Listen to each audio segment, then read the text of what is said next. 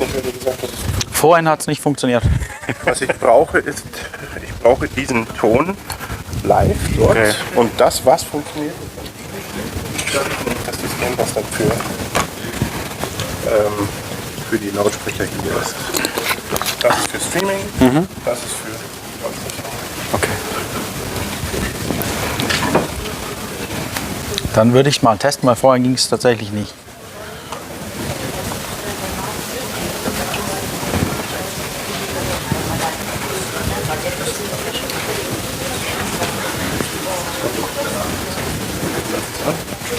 Test, Test, Test, Test. Nee. Test.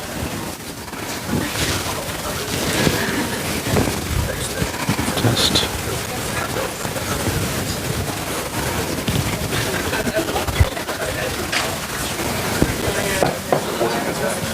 Yeah. Test, test, test. No, nothing. Ja, aber das ist vorhin abgeschraubt. Vielleicht wird das ein bisschen drauf.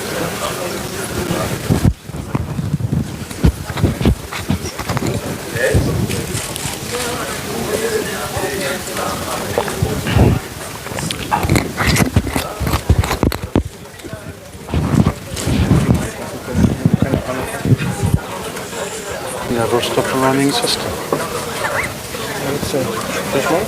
Test, test. Nix. Was spricht dagegen, das Handmikro zu nehmen, Rat? Der Akku ist was. Ah, hier, das ist muted. Aha, so jetzt. Test, Test, Test. Ja, ich höre dich. Hörst du dich auch? Ja, jetzt habe ich. Okay.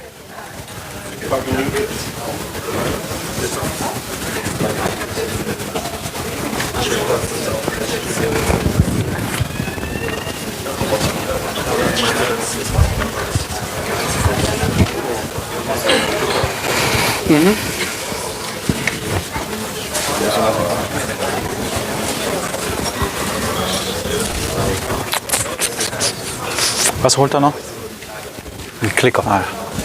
Aber wir können schon anfangen, um nicht Zeit zu verlieren. Ich kann ja dann. Ah, ja, okay. Good. Ladies and gentlemen, good afternoon. Welcome back in our business session, and I'm happy to introduce you Uli. And my face recognition worked very well because I knew, okay, I never met him before, but I knew he's working with NVIDIA, and so basically I saw the T-shirt, and my best guess was, this is Uli. and Uli actually will talk about also deep learning and demystifying deep learning and how that relates to AI. And happy to pass over to you, Uli, and let's get started. All right. Thank you very much.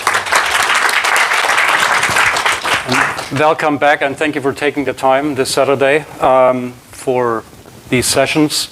I'm really glad to be here. And I run into a person at the floor, and I had this typical situation. So where people ask, hey, NVIDIA, what are you doing here? What's your role here at an AI event? So you may know NVIDIA from our gaming business. I hope most of you know us. But of course, the history of a company shows a track record of success also in other areas. And that's part of my presentation today, is to give you a little bit more insight into what we do in AI, how we can help you getting started, and what are the tools and help you can expect not just from NVIDIA, also from our partners.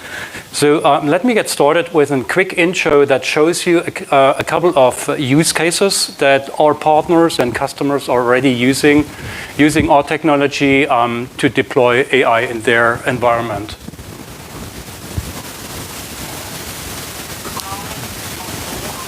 So now we have a problem with audio.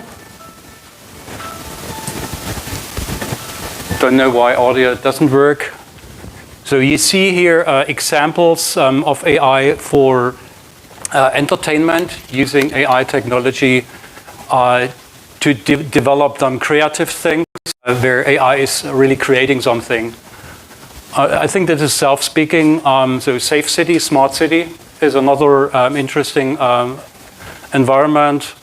Industrial inspection and anomaly detection, another area where we use optical inspection, video analytics to find anomalies.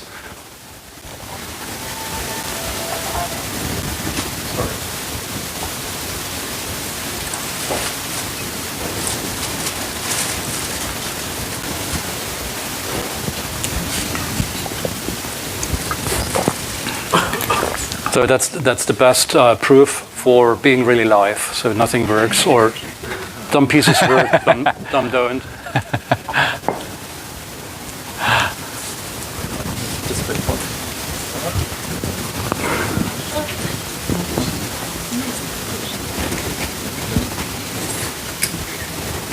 So in the meantime, I'm not losing too much time. I want to give you an example, or show you an example, how a GPU in a server and in Azure would look like. So probably some of you know our gaming cards. So you plug it in a PC. It's a big beast and runs with a van and is probably sometimes noisy. So this is a GPU that sits in a server. It has on this we call a die where all the GPU cores are in.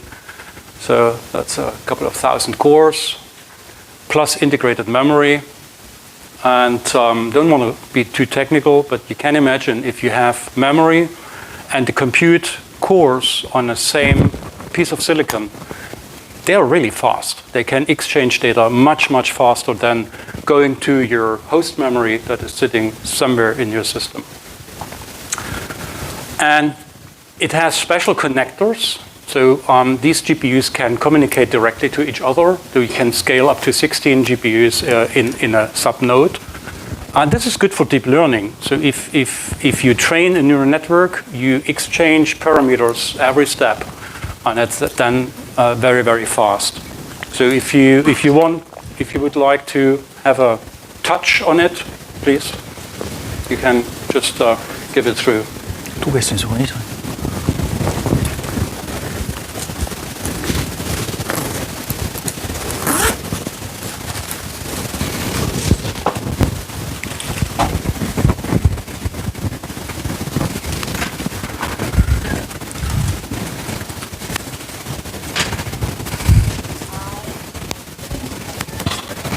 Okay, let's run it with no audio. So as I did before, so you can enjoy the same thing again. Jag planerar att jag ska få hela för det rum. Andan med räkna.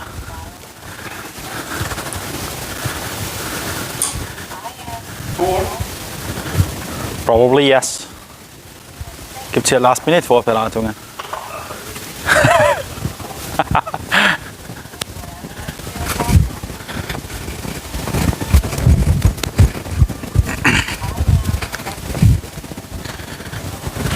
Now that's a use case for retail, where you can pre-calculate the direction that people go through the store, or easy payment by just grabbing stuff and paying over your mobile. Next try. Or it's not a try. I know what it is. Do you want to start with that one?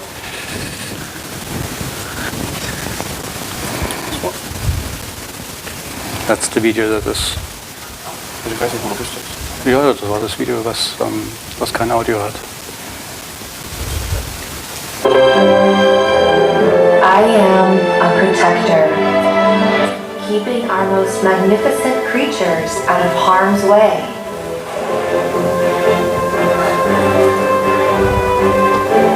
And helping our heroes make it home safely.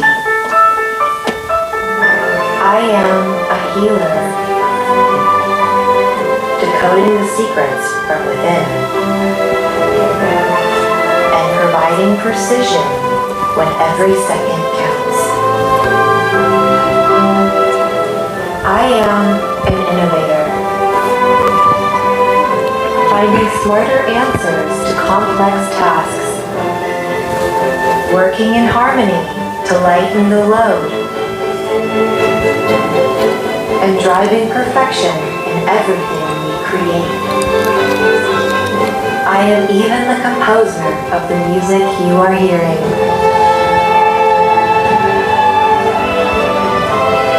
I am AI, brought to life by NVIDIA, deep learning, and brilliant minds everywhere. So this was an overview of the things. Now we don't have the slides anymore. Can you ask for technical help again, please? Yeah. Oh, whoa. And we see deep learning and AI technology coming to life really in any industry. So you find solutions and developments in almost any industry to benefit from this new technology. Just a brief history. So NVIDIA started with graphics, gaming, professional graphics, and the GPU as a processing unit is supposed to run processes in parallel. And this parallelization is something that provides benefits to calculations that you need to do in other areas. So we started with GPU computing or accelerated computing by introducing CUDA as a framework to allow software developers to program a GPU in a similar way they would program a CPU. This was in 2006. So in the meantime, we have more than 600 commercial applications that are GPU accelerated. And last but not least, artificial intelligence found us and our technology when scientists at Stanford University in 2012, and I repeat that, in 2012, that's only 7 years ago, they started using the known technology around neural networks and putting those neural networks on GPUs to train neural networks and to create models. And they found this was much, much faster than any technology before. And that's why, in the meantime, NVIDIA became the standard for deep learning training using GPUs underneath to train your neural networks. How it works, and I promised the lady in the back asked me whether I'm technical or more business. I can go technical, but I try to be more on the surface. And this is probably the most technical slide. If it works, no, it doesn't. Anyway, then I try doing this one. No, sorry for that. And AI.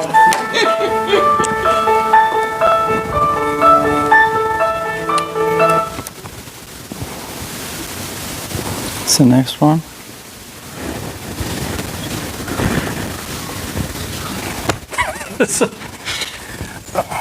Next time I bring my computer. Is it this one? Yeah. All right. No, go back, please. So just in case, use this. Yeah. Okay. So what is running in the background is a combination of combining a powerful CPU. The CPU is very good in processing long pipelines with their large cores, and combining that with a GPU that has thousands of cores. So we have 5,000, 6,000 cores today in a GPU that run parallelized algorithms, thinking about matrix operations that run perfectly on a GPU. Think about sequential processing that runs perfect on a CPU. We combine that. If you may have heard about Moore's law. Moore's law was promising to double performance of the compute power every 18 months by doubling the density of transistors in the processing unit. So Moore's law came to an end. It doesn't work anymore. If you look at the curve of performance, the blue curve shows you the increase of performance during the last, let's say, 15, 20 years. And over time, due to physical limitations, this performance gain is flattening. So you don't add more power by going to the next generation of CPU. When you add a GPU to the scene, so you come to the green curve and you can see that the performance that you can can get out of a combined system is much, much higher. And that's one of the reasons why AI and deep learning is so hot today. Because we deliver the compute power that is necessary to train large neural networks and deep neural networks to create models that can act then in a deployment role to make decisions, we call it inferencing, to really drive things like autonomous cars, robots, etc. The most important part for NVIDIA is not the thing that you hold in your hand. Of course, we sell GPUs and our business is growing, but the majority of developers at NVIDIA are software developers.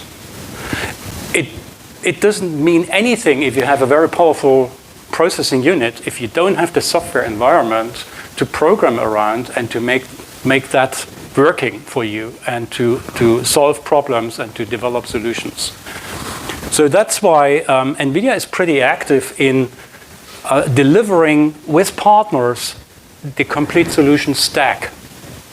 So if a company has found a problem, let's say you work for a bank, and the bank has a fraud problem and want to develop a fraud detection solution, so you would have that from your historical solutions based on database, statistics, BI tools. So now they think about using deep learning to identify fraud processes and transactions, for example. So then data scientists would think, okay, I have heard lots of things about TensorFlow. TensorFlow is the most popular learning framework, has been developed by Google. It's very popular, but how can you use it? And to make TensorFlow working very fast, we collaborate with the developers of TensorFlow and the other major frameworks to create versions that get accelerated on GPU. They all run on GPU anyway. So, but we create specific version and we provide additional software libraries that everybody can use for free. So there's no cost involved. These software stacks that you can see here is available for free. And that's the other reason why deep learning is so hot these days, because everybody has access to the tools. The tools are available on GitHub. We have our own repository where you can download these tools.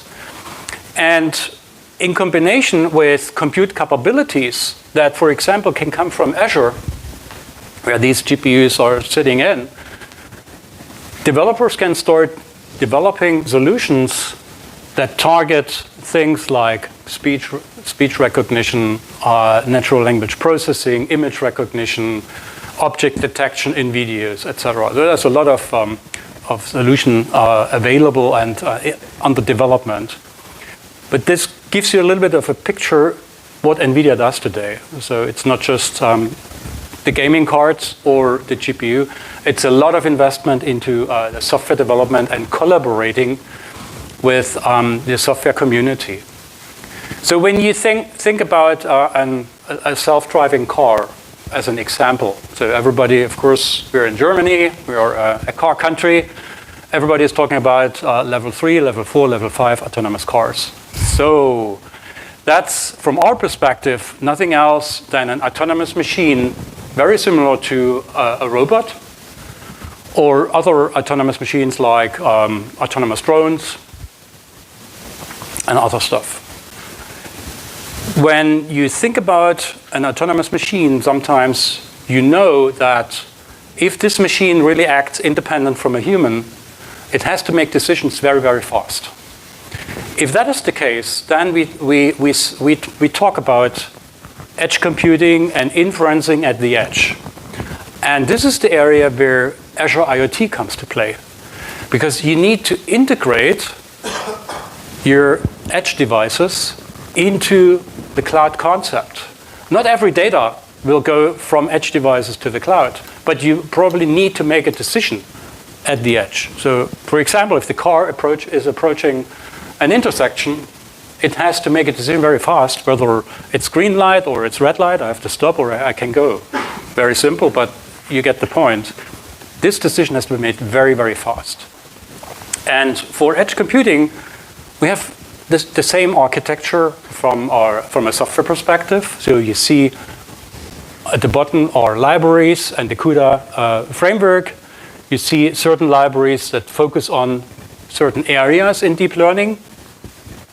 And underneath is a class of GPUs that sit at edge devices. The brand name for these GPUs are Jetson. So we have an entry Jetson. It's called Jetson Nano. That's a small little device. You may have heard about a Raspberry Pi. It's like a Raspberry Pi with GPU. It has 5 to 10 watts power consumption. The developer kit costs $99. So it's an affordable device. And just this small little device can deal with 8 HD video streams in parallel in real time.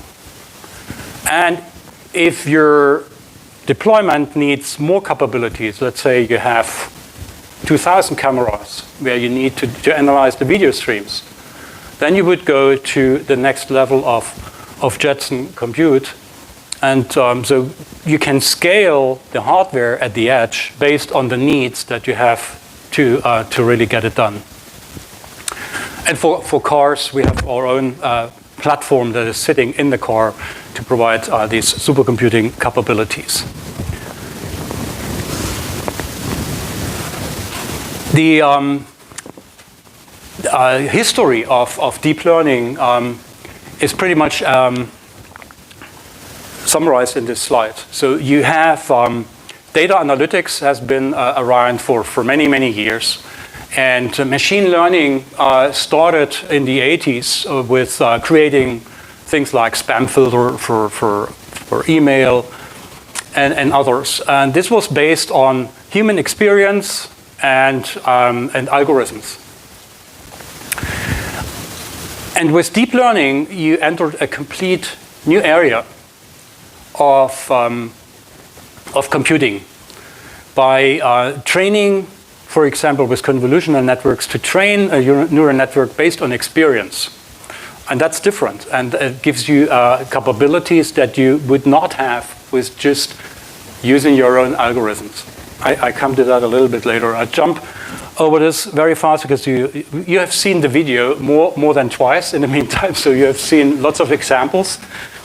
But to make it pretty clear and obvious what the main difference is between historical algorithms computing that happened until 7 years ago, and the starting point with deep learning is the following example. You want to have a software that is analyzing cars on images or on videos. That can be for a smart city solution where you want to have intersection management based on traffic and consumption of your streets. So experts would write programs to think about what makes a car look like a car, so that I can say, okay, I classify this, I detect this as an object, and I classify this as a car. So you would start with tires and headlight and whatever it is. So the next day, so this works fine. The next day, someone has the idea, oh, why don't we distinguish between a car and a truck and probably a bus?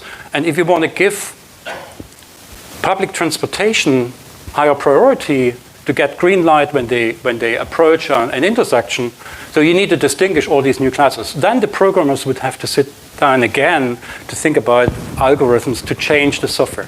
This is a huge effort, and it's not very, very efficient.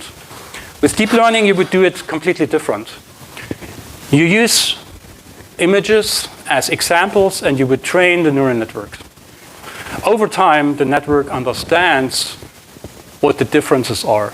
And that's very similar to how you grow up as a child.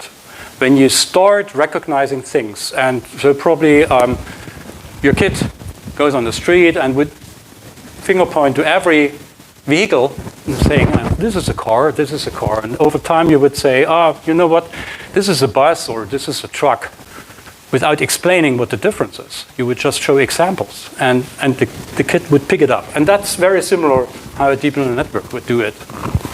to give it a little bit more transparency, is you have a software as an untrained neural network, and you train the neural network with examples.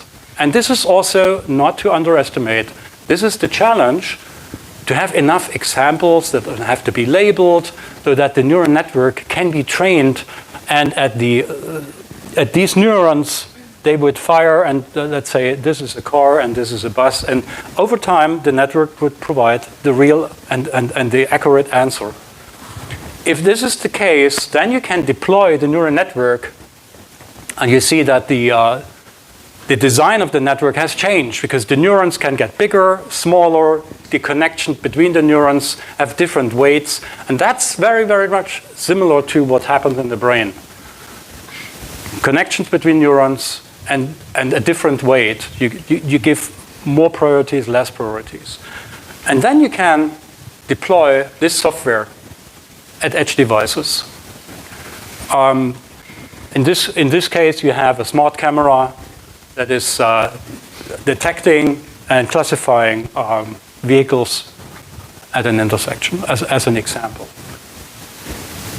You can also provide feedback. If you do the training on Azure, for example, and you use the integration into Azure IoT Edge, you could then integrate that in this scenario of Azure and provide feedback data. That could be metadata.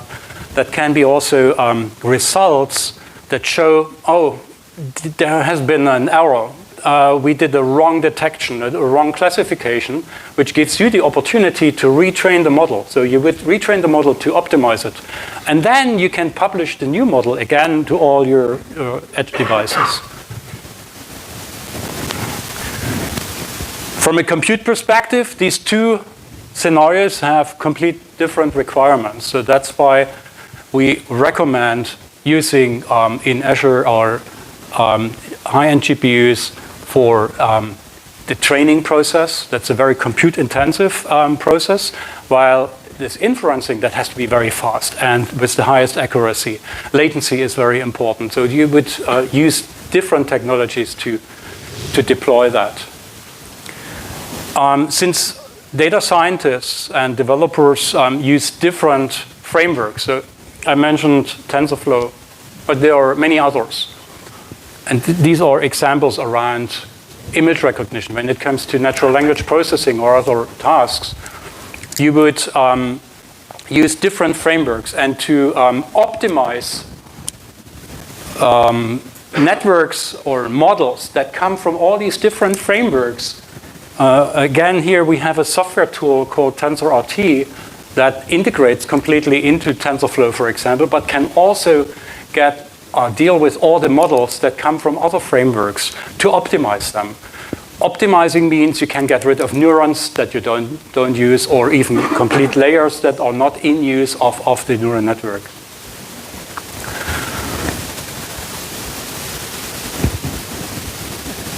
The integration of edge devices and cloud is something that is driving lots of developments at the moment.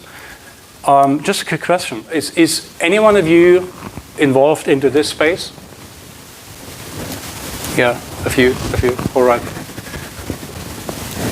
The good thing is you can always make a decision based on your use case, whether you want to do the analytics, for example, directly at the edge, or you provide all the data back to the cloud and do the analytics afterwards there. But this is the general concept in combining even, this can be also a combination of on-prem usage, Azure usage, Azure Stack usage. Azure Stack can be at the edge, and Azure IoT in a complete integrated concept. And that's the integration over software layers. Use cases that we see for edge computing, you have seen them on the video as well. I don't know, do you provide the slides afterwards? I'm not so sure. Okay, I have my business cards here. If anyone is interested, I can send you the slides afterwards, so you don't need to take pictures of everything. There has been a huge explosion of developments with many companies that started developing applications. So it started with researchers back in 2012, 2013, based on the work that people have done already back in the 40s of the last century. The naming of artificial intelligence came from a guy called Turing. So Turing was a guy in the UK he was the guy who cracked the Enigma code. And he said if a computer would think like a human, then that would be artificial intelligence. And over time, you see lots of developments, and it's exploding. The number of projects that we see inside Microsoft or Google or Facebook around using AI technology is incredibly high. I want to give you one more example, and I hope the video is working, about another area of deep learning, which is something across the industry of high interest beside the things around video analytics. It's natural language processing. So today, I don't want to speak it out because otherwise your devices would start working. So you have voice recognition already in your phone, in your systems at home. However, this is very limited. So it's one person talking to the device. In best case, the device understands what you say and what you mean, and it gives you a right answer. We work on much more. We want to integrate vision, speech recognition, language processing, translation services, etc., into one system, so that AI is able to really have a dialogue with several people and to remember what people talked about, to keep the context. And we have an interesting example that I wanted to share with you, and keep the fingers crossed. Oh. You want to get some food? Yeah, actually, I'm pretty hungry. All right. Find us a Mexican restaurant. The nearest Mexican restaurant is Luna Mexican Kitchen, located at 1495 the Alameda, San Jose. How's the weather in San Francisco? It is currently 66 degrees and sunny in San Francisco. Actually, you know what? I'm gonna feeling sushi. Really? Yeah. All right. Show us a Japanese one. The nearest Japanese restaurant is Aniki Sushi, located at 3810 Mori Avenue, Fremont. How about tomorrow? It will be mostly cloudy with a high of 62 and low of 54. What's the rating? Aniki Sushi has 4 stars on Yelp. That's pretty good. All right, show us the directions. Here are the directions to Aniki Sushi. Nice, I'm excited. I'm really excited to sushi. Yeah, it's about time we get. That's an interesting example, because you saw whenever a person that is talking with the machine, they look towards the machine, and the machine is recognizing this person is talking to me. And then they start analyzing what they say, and they bring that in context with the ongoing conversation. So that's the next level of speech recognition and processing. In general, if you are facing issues, problems, and if you want to solve problems internally at your company that you're working for, and you think about AI and deep learning, this is a little bit of a summary on what deep learning can do for you. And we have these 3 examples of different industries, from healthcare, retail, and finance. Because it always depends on what you want to accomplish. And if you know already, you can frame that, then it's easier to develop a project. It's still something where we see a lot of skills are missing at the moment in the market. There are not many people that are really capable to develop deep neural networks and to create models and understand what they do. But this is growing, and I think most of you in the audience are young people, and probably some of you have done the work already. But this gives you a little bit of an hint what you would look for if you want to solve a problem. So I come to a summary very, very quickly. How many minutes do you have? 15. Oh, still 15. Okay, wonderful. All right. So The deep learning software that I elaborated a couple of times already is something that developers can use and download from GitHub and can integrate into existing environments, especially when you run on. How many of you run on Azure today? Okay. Are there anybody using other cloud service providers? No? A few hands. Okay.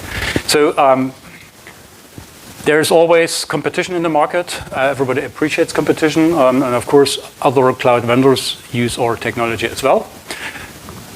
But the level of integration is very different. If you look at details, especially when it comes to the integration of the right-hand side inferencing at the edge with developments on the cloud, the integration is the deepest with Microsoft. That's for sure at the moment with Azure IoT integration. We have in our solution stack, so for example, we have SDKs, so software development kits, that have an API integration with Azure IoT, so that you can use the Azure IoT connection broker for your communication between Azure and your edge devices. This is also an integration that is required for larger deployments and is something that is already happening today in certain industries, especially when it comes to optical inspection, anomaly detection, predictive maintenance, or things where you have different type of sensors that you integrate into your solution landscape. So to make the starting point easy for developers, we have created a repository for containers. So this technology can be packed into containers, and at the moment at our, it's called NGC. NGC stands for NVIDIA GPU Cloud. So we don't provide a cloud to you. This is a repository for users that use the cloud for their developments. What you can do here, you can go to NGC. I think even registration is not necessary anymore. So you can find there about 50 to 60 containers that are prepackaged containers that have the software development kits included that you need. So it has SDKs, it has the deep learning frameworks, it has the NVIDIA libraries that sit underneath the frameworks, and everything, since this market is so complex, is tested by NVIDIA. So TensorFlow, for example, Google is releasing almost every week a new version of TensorFlow. So how would you know that this version is working exactly with this version of the library that NVIDIA is providing and is working with this version of your operating system? To make sure that this works, we create these containers, we package them, we renew the container every month, and it contains everything that you need. You can download it, and you can immediately deploy it on Azure instances with NVIDIA GPUs. And with that, I think that's a peace of mind.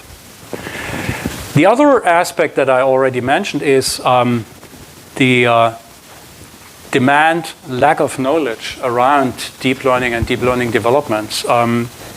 So to get data scientists trained and to train them on deep learning frameworks, we have a format developed. It is called Deep Learning Institute, DLI.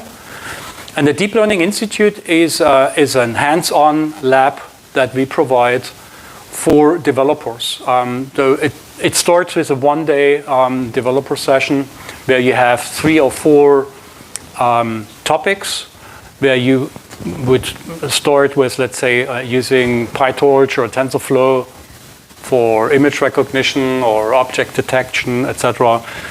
And we offer those deep learning institutes in collaboration with Microsoft.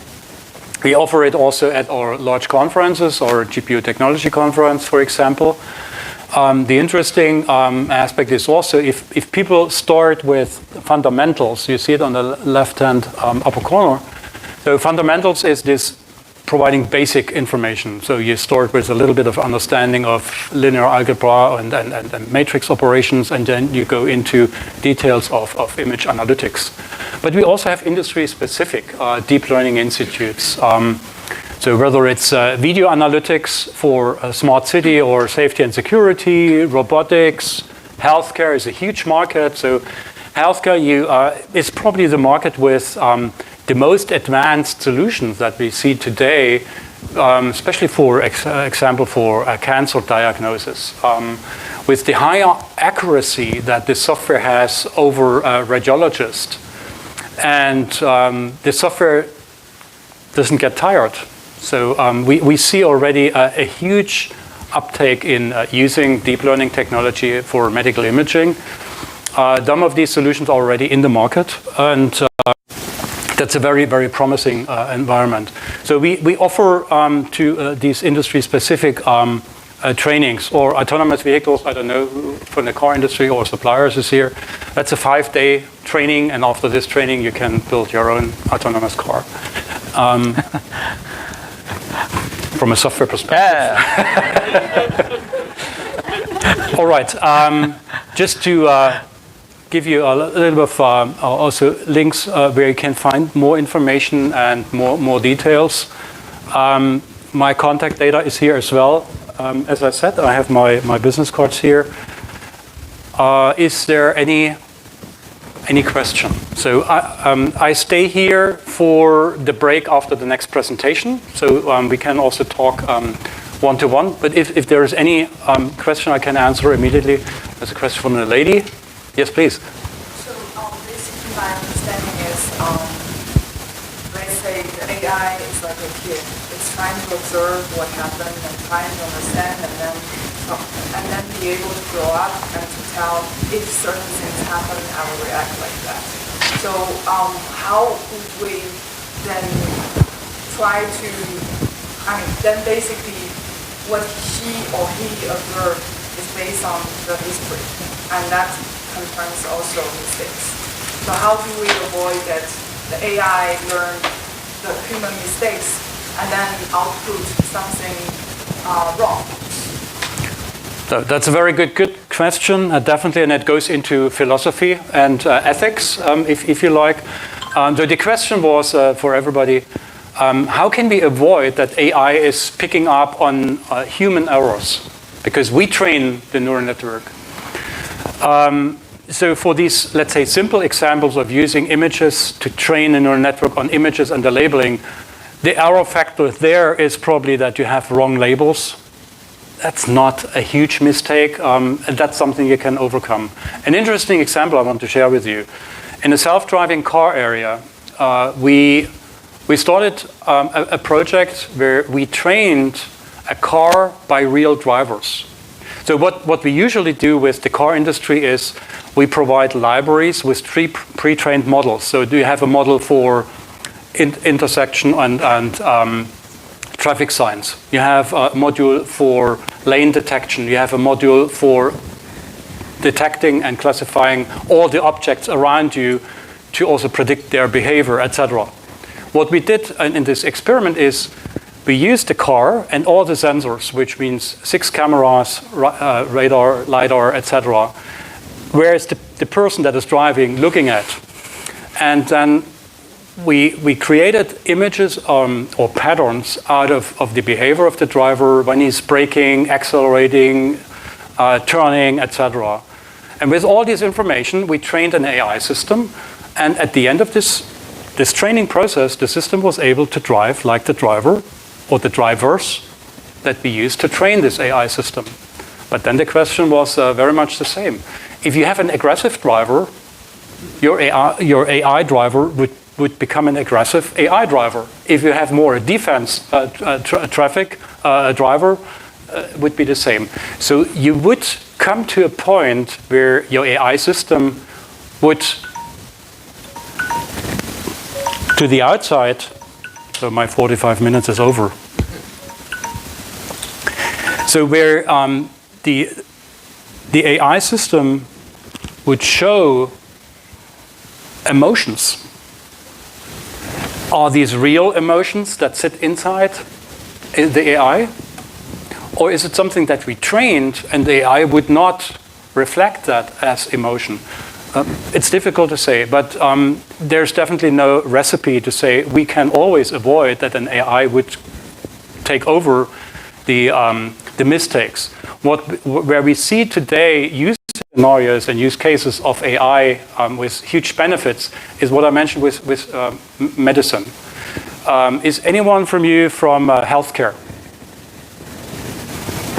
Okay, so we've seen, and I was impressed about the error rate of lung cancer diagnosis. And there's a software company in Poland that developed an AI system that decreased the error rate from around 80% to 16%. That gives you a little bit of an idea about how quickly AI can help avoiding mistakes that humans do. Not to talk about the psychology of a person that is getting a diagnosis of cancer and then it turns out that it's not cancer. So radiologists can use AI to get a second opinion today. Or thinking about, let's say you do an MRI scan and the result of this scan is, let's say, 250, 300 images. If an AI can pre-select the images that are relevant with a pathologic image and to separate those that are not relevant, that helps to keep the concentration and the focus of the radiologist on those images that really matter. These are the things where we see today a huge benefit for users. The other aspect, and I need to make that a little bit, put it in perspective. Of course, AI is trained on history, but with the historic patterns, AI is able to predict. We as humans, we are very limited in the number of information we can deal with and making predictions for the future just on a very limited set of parameters. While the AI system can deal with many more parameters that are connected reverse and sometimes not linear back to the parameters. This way, I think it's a great help to predict things. Does that answer your question? It has to. Any other question? Actually, I would, looking at the schedule, I would love to postpone further questions to the break or afterwards, but you can get in touch with Uli via the channels mentioned before. He will be here for the next slot as well, right, Uli? But I stay here until the next break. Okay. Yes. Perfect. So now we have a 5-minute break and then see you after. Thank you. Thank you.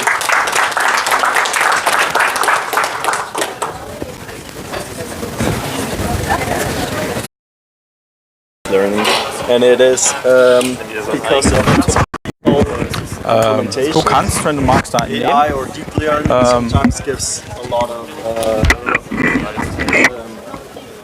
things that are nonsense. Let's say like Okay. Something like that. Oder hast du es dem Ralf schon geschickt? Medical imaging, for example. Sure. Touch the topic. How do you secure? Aber wir können ja switchen. Passt ja. About the network, not about the output. Echt jetzt? Du hast kein Display. Nee, HDMI hast schon. Passt schon. Ja, das passt schon. Das ist HDMI. Ah ja, stimmt. Und das hast du... Ah nee, stimmt. You mean to estimate the error rate of the outcome? Yeah, especially in critical situations. So what you do during the training process, so you have let's say 5 million images, you use these 5 million images to train your network. Yeah. Okay, ich will nur sicherstellen, dass man da nicht sieht. Okay, passt. The answer of the network with Ich schau mal, ob ich ihn finde, okay? And so you have over time you have these training images, and you have test images. So you store testing, and this gives you statistics answer of the accuracy. And this is the requirement that you need to have before you start deploying the network for production, right? Yeah. My question was more Kommst du mal rüber zu deinem Rechner, bitte?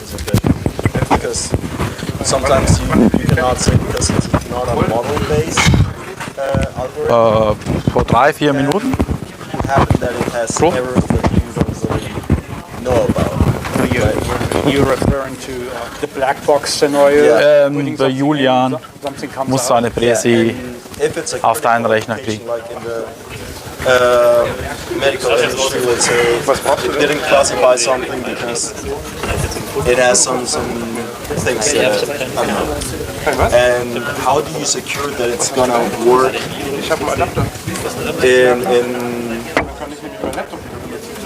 in a case that it hasn't seen really before? You can say that it works 90% of the time, works well, classifies well, but what happens if with this 10%?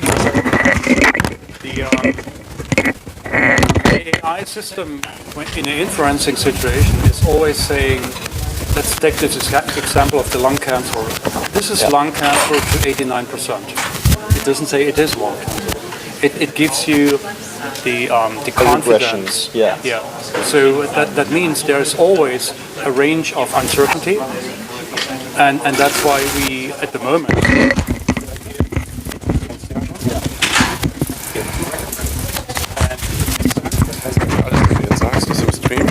Also was wir jetzt reden, ist auch im Stream. Okay. But it also helps to distinguish because sometimes you have private your brain and some people will think, Okay. Okay für dich? Läuft, dann wollte ich nur noch kurz. Den willst du auch, oder was? Also irgendeinen Pointer wird nicht schlecht. it still gives you Yeah, that doesn't answer my question that much. It was more in the part of to train in an environment, you know, you have data in a certain environment. And no. It is supervised learning, but the thing is that sometimes, I mean, that's why deep learning, as so much I know, it is not used a lot into critical decision making. Da gibt's Fragen. Providing assistance for that, because it could have some errors that you have really not foreseen. Even with the confidence, it could say that it is, let's say, object detection. It's a really known other case for AI. And on that part, it could say that, for example, a dog is a cat, more than a dog. In some image, because it made an error, right? Wurde schon getestet? Noch nicht im Rest. Test. Test. Darf man das einschalten? Yes, but it's a black box effect. Yeah, and if it's a critical decision, for example, in the lung cancer thing, if it really didn't detect lung cancer, Ein bisschen zu dir. then you really have some. Hallo? Test. Ja. So ein bisschen zu dir richten. Problems because you force that, or I mean, you have foreseen, but it's not like. Yeah, just FYI, we're starting in 1 minute. It made an error, but it didn't really. The confidence that it gives you doesn't really reply to the error. Sprich. Test. Ja, man hört dich. Nein. Man hört ihn. Wir müssen noch bimmeln. Ja, Bimmel. Ordentlich bimmeln. Das bimmelt viel zu leise. Ein Triple Bimmel.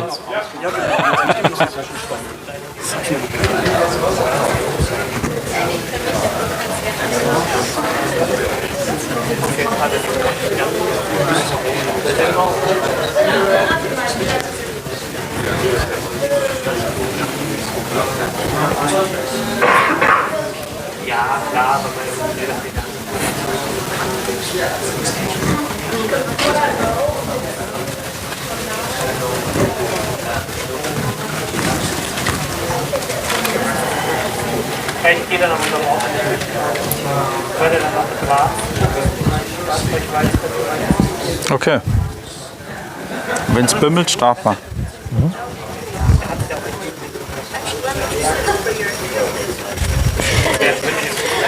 Katzenvideos? Hast du Katzenvideos? Katzenvideos? Okay. Ho, ho, ho.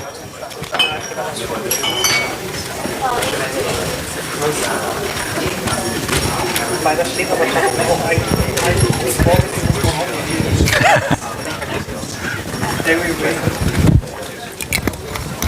Du sagst mir, wenn du bereit bist, Julia. Ready? Okay, gentlemen, ladies and gentlemen, we are restarting. Okay. I think there are a few questions left for Uli at NVIDIA. You can get in touch with him afterwards in the break as well, so no worries about that. And now here on stage, my colleague Julian, who actually today is not talking about biases in AI, which he used to talk about in the past. So I'm biased. I was prepared to tell that he's talking about biases, but he's not. So he's very dynamic, which is a good skill set from human beings. But actually, Julian is talking about AI in old school industries like engineering and how those two worlds like hardware and software are converging. And yeah, happy to learn about that, Julian. Thank you for being here, and the stage is yours. Thank you very much, Simon. Very nice introduction. Yeah, so welcome. Thanks for being here. Today I'd like to talk about IT meets engineers, AI in industrial applications. So I'd like to talk about three aspects that are part of the title. First, of course, obviously AI, especially with a focus on industrial applications. And then about the fields of IT and engineering, how they two interact with each other, how they have like fit from each other, and how they challenge each other as well. So let me start with a very first off, maybe why do I talk about it? Well, I'm actually an engineer. I studied environmental engineering some years ago. Then I got stuck at the university for a bit and did some stochastic modeling and ended then up here at double-special data scientist. And that's why I'm actually enthusiastic about like the combination of AI and industrial applications, because my engineering heart like beats for it. And hopefully I can transfer some of my enthusiasm to you today. Let me start with a rather cheesy slide here. Let's say if you go out on the street and you talk to people about AI, they always have this idea that AI is something that is like cutting edge technology. They have this idea that is like it brings sci-fi to life somehow. And when you then ask them like, okay, what kind of companies do you think of when you think of AI? Then of course they, I guess, usually name one of these companies. Some nice Wall Street analyst coined the term FANG for that. So Facebook, Amazon, Netflix, and Google. And today I also want to add Microsoft, because they also are definitely a big player nowadays in AI. But I would say, like structure-wise, the company is of course a little bit older than the other four companies. And well, why is that like this AI renaissance now is kind of combined with these four big companies? Well, we think about it, all of these companies are digital first companies, like online, Netflix, of course, streaming, and Google, a search engine that's also digital from the get-go. So I feel that all these companies always had the ability to, a necessity, like to develop a skill to basically collect data, process the data at scale, and once you have the data, you want to do something with it, and it's kind of natural that from that you can, well, try to use the newest technology, and then they started using lots of AI for their use cases. But like 150 years ago, 100 years ago, 30 years ago, we had different companies that were like trendy and state of the art. Like in Germany, for example, Siemens, or in the US, General Electric, ThyssenKrupp. These are like old school industrial companies, right? Like what did they do? What have they been doing? Like are they like just sleeping, not doing anything, and missing the trend? I mean, especially in Germany, industry is especially important because still 30% of our economy is kind of industrial related at least. And of course, well, this is really a nice picture. I think it's probably some steel milling or something, or refractories.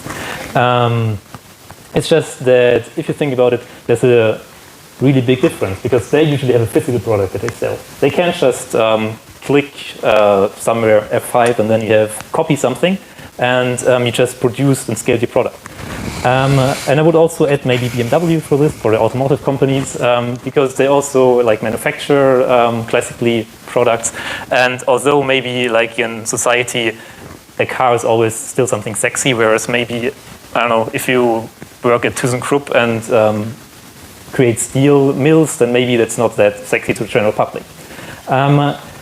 Funnily enough, in Germany again, in 2011, the German government had a campaign where they defined a new term called Industry 4.0. I think it's mostly buzzword. It's well known in Germany, not so much internationally. But it's kind of interesting because they said, like, they explained old industry, like it developed in waves. So the first wave, you have a steam engine, and the change from manual manufacturing to automatic mass manufacturing. Then at some point, we had the railroad networks that developed, like the telegraph was invented, so suddenly you could spread information rather quickly, and you could like transport goods further than before.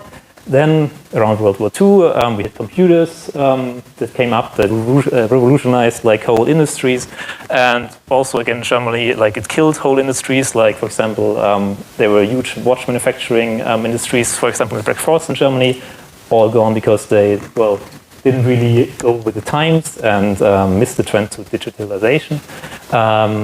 Same with camera manufacturers, and then. Now the fourth wave in this, marketing term is now Industry 4.0, where you say, now we bring everything together. We have the hardware, we still have our physical products, but now we add a new dimension to it. And basically, we now collect data with our machines. We connect our machines, we network them. We can use this data, we can add smart capabilities to our machines, and we can have smart factories as a vision where maybe at some point in time in the future, we won't even need any workers anymore that actually need to work on the conveyor belt. Well, let's see if that will happen anytime soon. But this actually is now at a point where companies actually do use that. I picked just two examples because, they're very public. And Deutsche Bahn, for example, is a really huge company. I would still call them, although they like service, they're still like industrial in the sense that they use lots of old industrial technology. For example, they have special predictive maintenance projects where they have microphones and body sensors that measure the vibration on bodies for escalators, so that they can ideally notice before an escalator breaks down. I guess they're like, now they say, I think they have them in 20 cities now in test settings, because there's still lots of escalators breaking down if you go to, stations nowadays, but for some reason. And where they use image recognition to use camera pictures that they have remote stations where they don't really have any workers anymore that work there, and just can then say, hey, for example, currently it's snowing and our equipment is covered in snow, so we need to send our maintenance crew out. Or, for example, there's graffiti on the train, so we should send someone like a cleaning crew. So you don't really have to schedule that like every day someone has to go there. You can just dispatch people on need when they need it. So from this perspective, I think there are like two main strategies where you can use AI in industry. Like either you put it in your product, your main product. Like if you're a traditional, maybe, I don't know, speaker manufacturer, you could have like a smart speaker. Although nowadays, of course, Amazon and Apple have like most of the market there. Or we are talking about the part of manufacturing that people usually don't see, like in the factories or the operation of the big machines. That's like a layer that's not really facing the customer, but where there are also lots of possibility nowadays to actually employ, especially about something called maintenance, industrial maintenance, predictive maintenance, because that's still quite an interesting topic for many of these industrial companies, because there's actually money to be saved. Yeah, so that's what I'd like to talk about to you today. First, about industrial maintenance. What is it? Where are the possibilities for AI there? Then talk a little bit about like how do we realize a project in that space in the interaction with engineers and IT people. They don't work that well together that often. Sometimes they don't work that well together. So you have to take care of some peculiarities there. And then I'd like to talk about some of the details about AI and predictive maintenance, like what methods are often used in this case, and what kind of data sources do you have, and what can you actually do with it. So industrial maintenance, I believe, is a really interesting topic because, well, big industrial companies, they have like machines have some certain properties. Very often the equipment is like very big or it's expensive. It is being operated at some remote locations where it's very hard to get there. So immediately you say like it makes sense that if something that breaks down, it's hard to get spare parts there. It's hard to install something up here at the machine if you have to replace something. And same, of course, for windmills in the background. Wind turbines, not that easy to just replace them. So very quickly, you come up with like the business case, naturally, more or less. Because you can say, hey, if I can somehow optimize our maintenance intervals, then I can decrease downtime and I can decrease maintenance costs. So obviously you can put a number on that there, like I will save that much money. You can offer new services like premium warranty services where you say, if I know my machine better, I know how to operate it better, then I can also offer my customers longer service warranty times, which is then again a benefit against your competitors. You can optimize spare parts management. Again, for these very big machines, spare parts are oftentimes hard to produce, to manufacture. They need a lot of lead time. And if you produce too many, then you have to store them somewhere. And then they deteriorate usually, and you have to spend more resources to reinstate them again to make it usable. Or if you produce too few of the spare parts, then you cannot really help your customers and repair the machines. And the last point is a bit harder to put a number there. How much money does it actually save you? But engineers really like it. It's like a feedback loop to product development. So the idea is that if you know more about your machines, if you know how they work, then you can use that for the next generation of your product. In general, you can say like there are 4 big maintenance strategies, and they range from a very simple and let's say not that sophisticated strategy to the smart strategies from left to right. Like we start with reactive maintenance, then there's preventive maintenance, predictive, and prescriptive. And now I'd just like to go through these 4 points, 4 strategies, and explain them to you. Like the most basic one is reactive maintenance. Reactive means you just wait until something breaks down and then you replace it. So there's no really, you don't need AI for that, right? So if something breaks down, maybe you want to detect whether it has broken down or not, then it's condition monitoring. Usually you do that with very cheap parts that are easy to replace, where it doesn't cost that much if the machine or whatever is not in service, like you don't have really downtime costs. And for example, here for a wind turbine, you usually wouldn't do that. This is just an old wind park that's not used anymore. That's my picture. So anyways, so on a timeline, usually you just say, if it breaks down, I replace it, reactive maintenance. Preventive maintenance is what people usually do nowadays. When you just have like a car and you drive to the dealer or to the workshop every year to do a normal inspection, then you have a schedule that is spaced out. It's predetermined, but also it's not pretty smart. There's nothing really smart about it.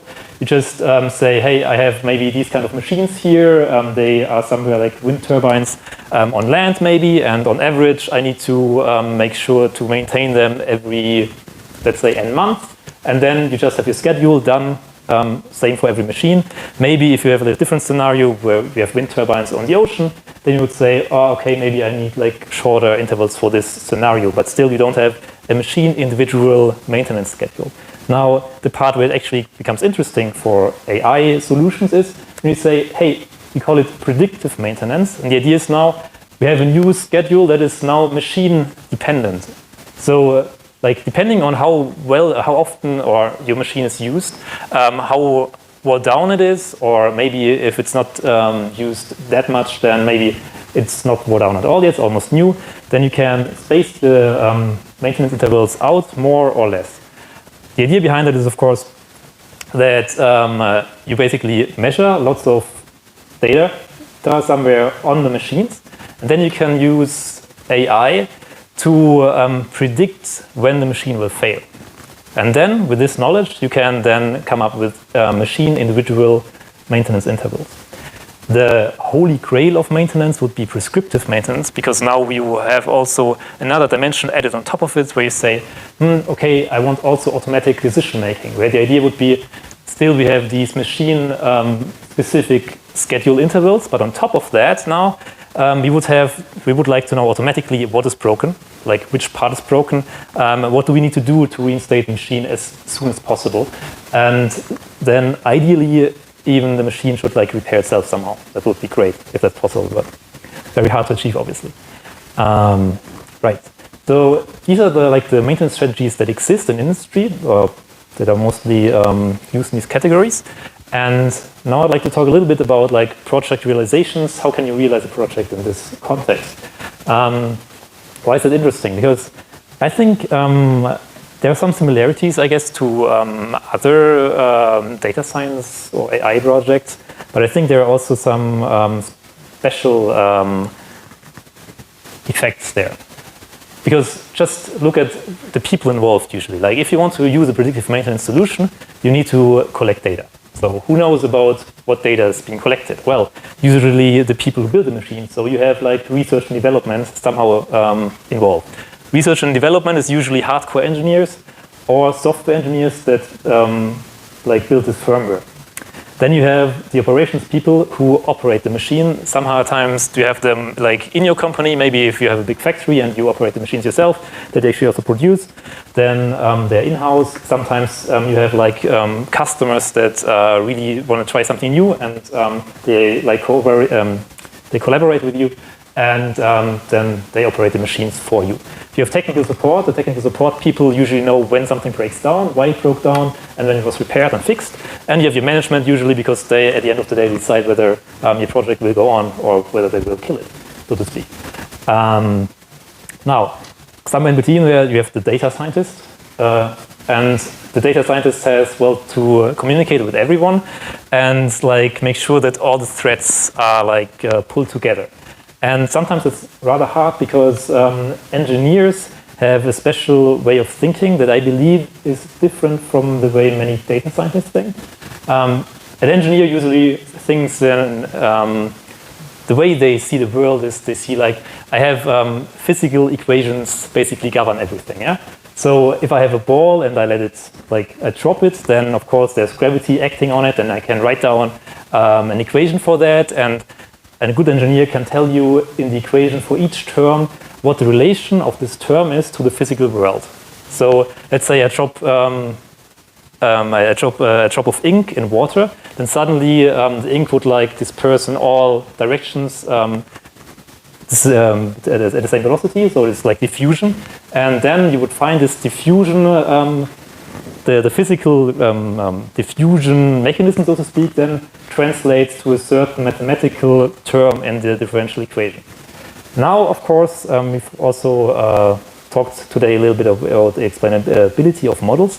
The thing about AI and many, not all, machine learning models is that they sometimes act a little bit like a black box. It's a lot harder, at least, usually, to say what term in your equation relates to the physical world. Like, why does this part in the equation do that? Why does the model say something?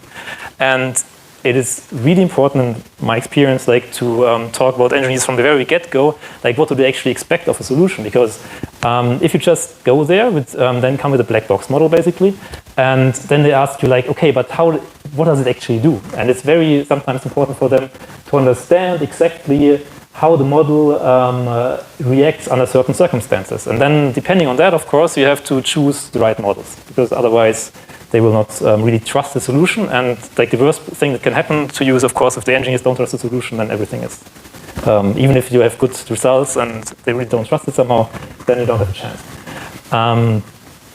Also, of course, why communication is so important, every company has a little internal hype cycle for AI.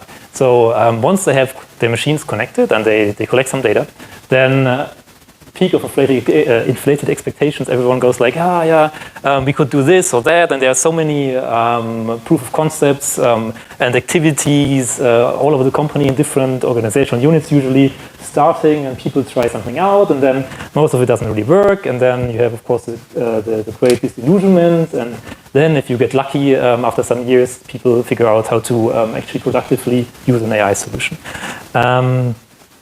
That's why really from the get-go, from the very beginning, it's very important to get everything on the same boat, in the same boat, and make sure that this doesn't happen, so that it's clear what the requirements are and the expectations are.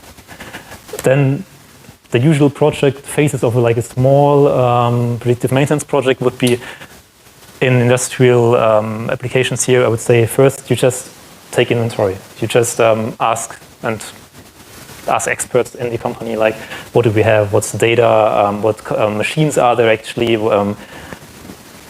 which machines break down how often. At some point you of course do the proof of concept, and then ideally you push the button and do the deployment, and everything just works or not. The taking inventory phase is kind of interesting, I think, because it is again like more the communication thing. You have to find out like what data is actually there, like what's the quality, how often do our machines break down, which parts break, especially in very big machines there are hundreds and even thousands of parts that can break, and you have to decide, okay, for which of these parts we actually want to create a model, and in order to decrease the breakdown frequency of our machines. Then, of course, very important, like the costs, right? At the end of the day, someone wants to know, well, what has the highest potential to save us some money?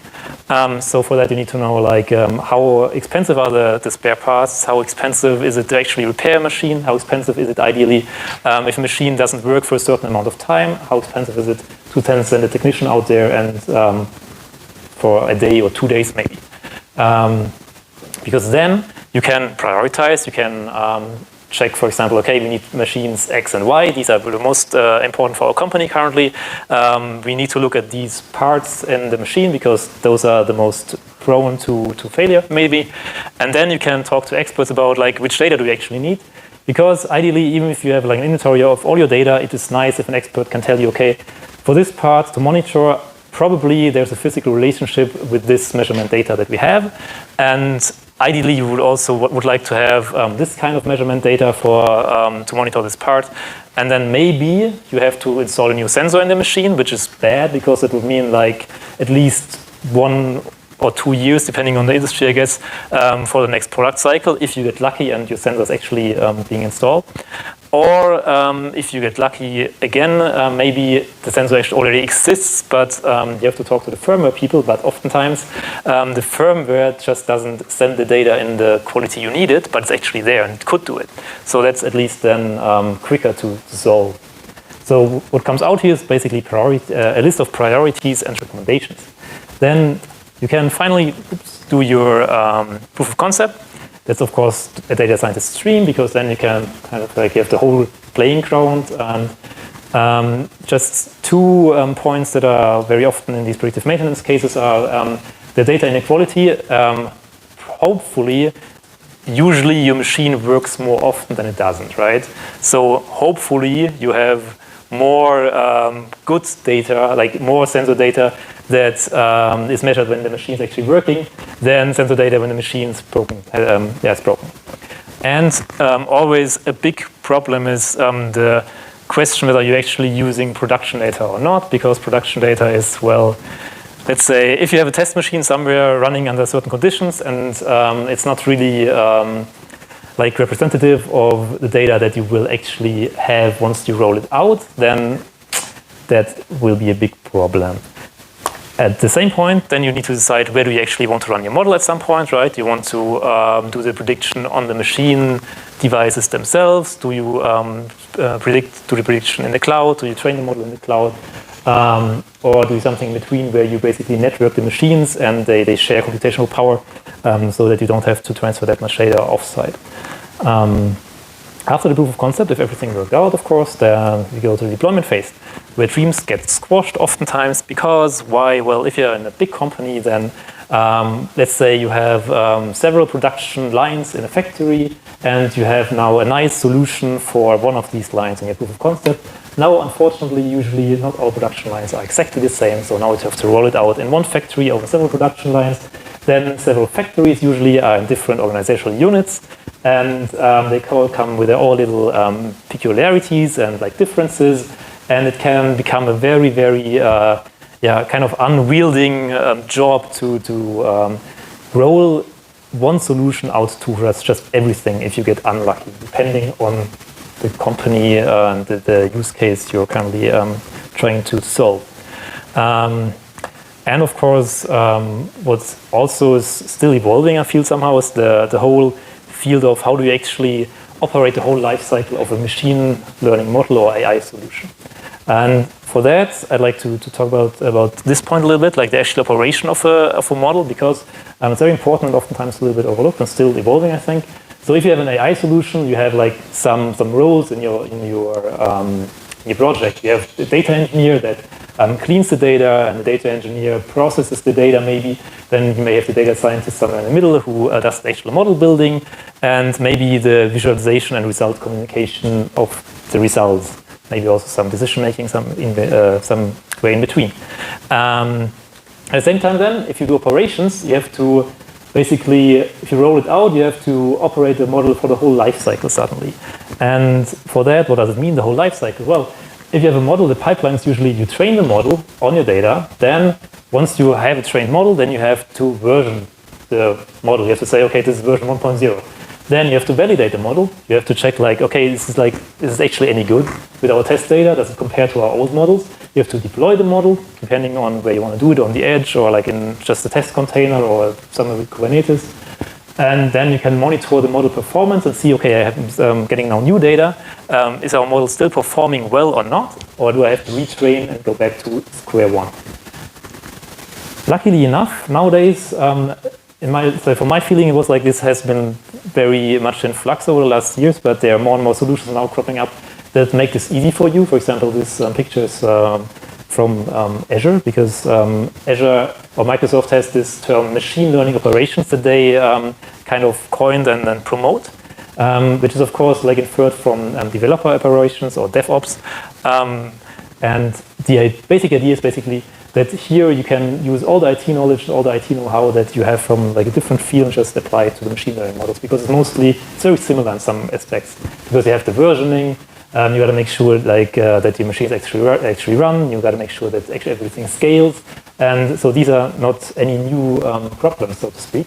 And you just need to like repackage and make it easily usable for machine learning or AI solutions.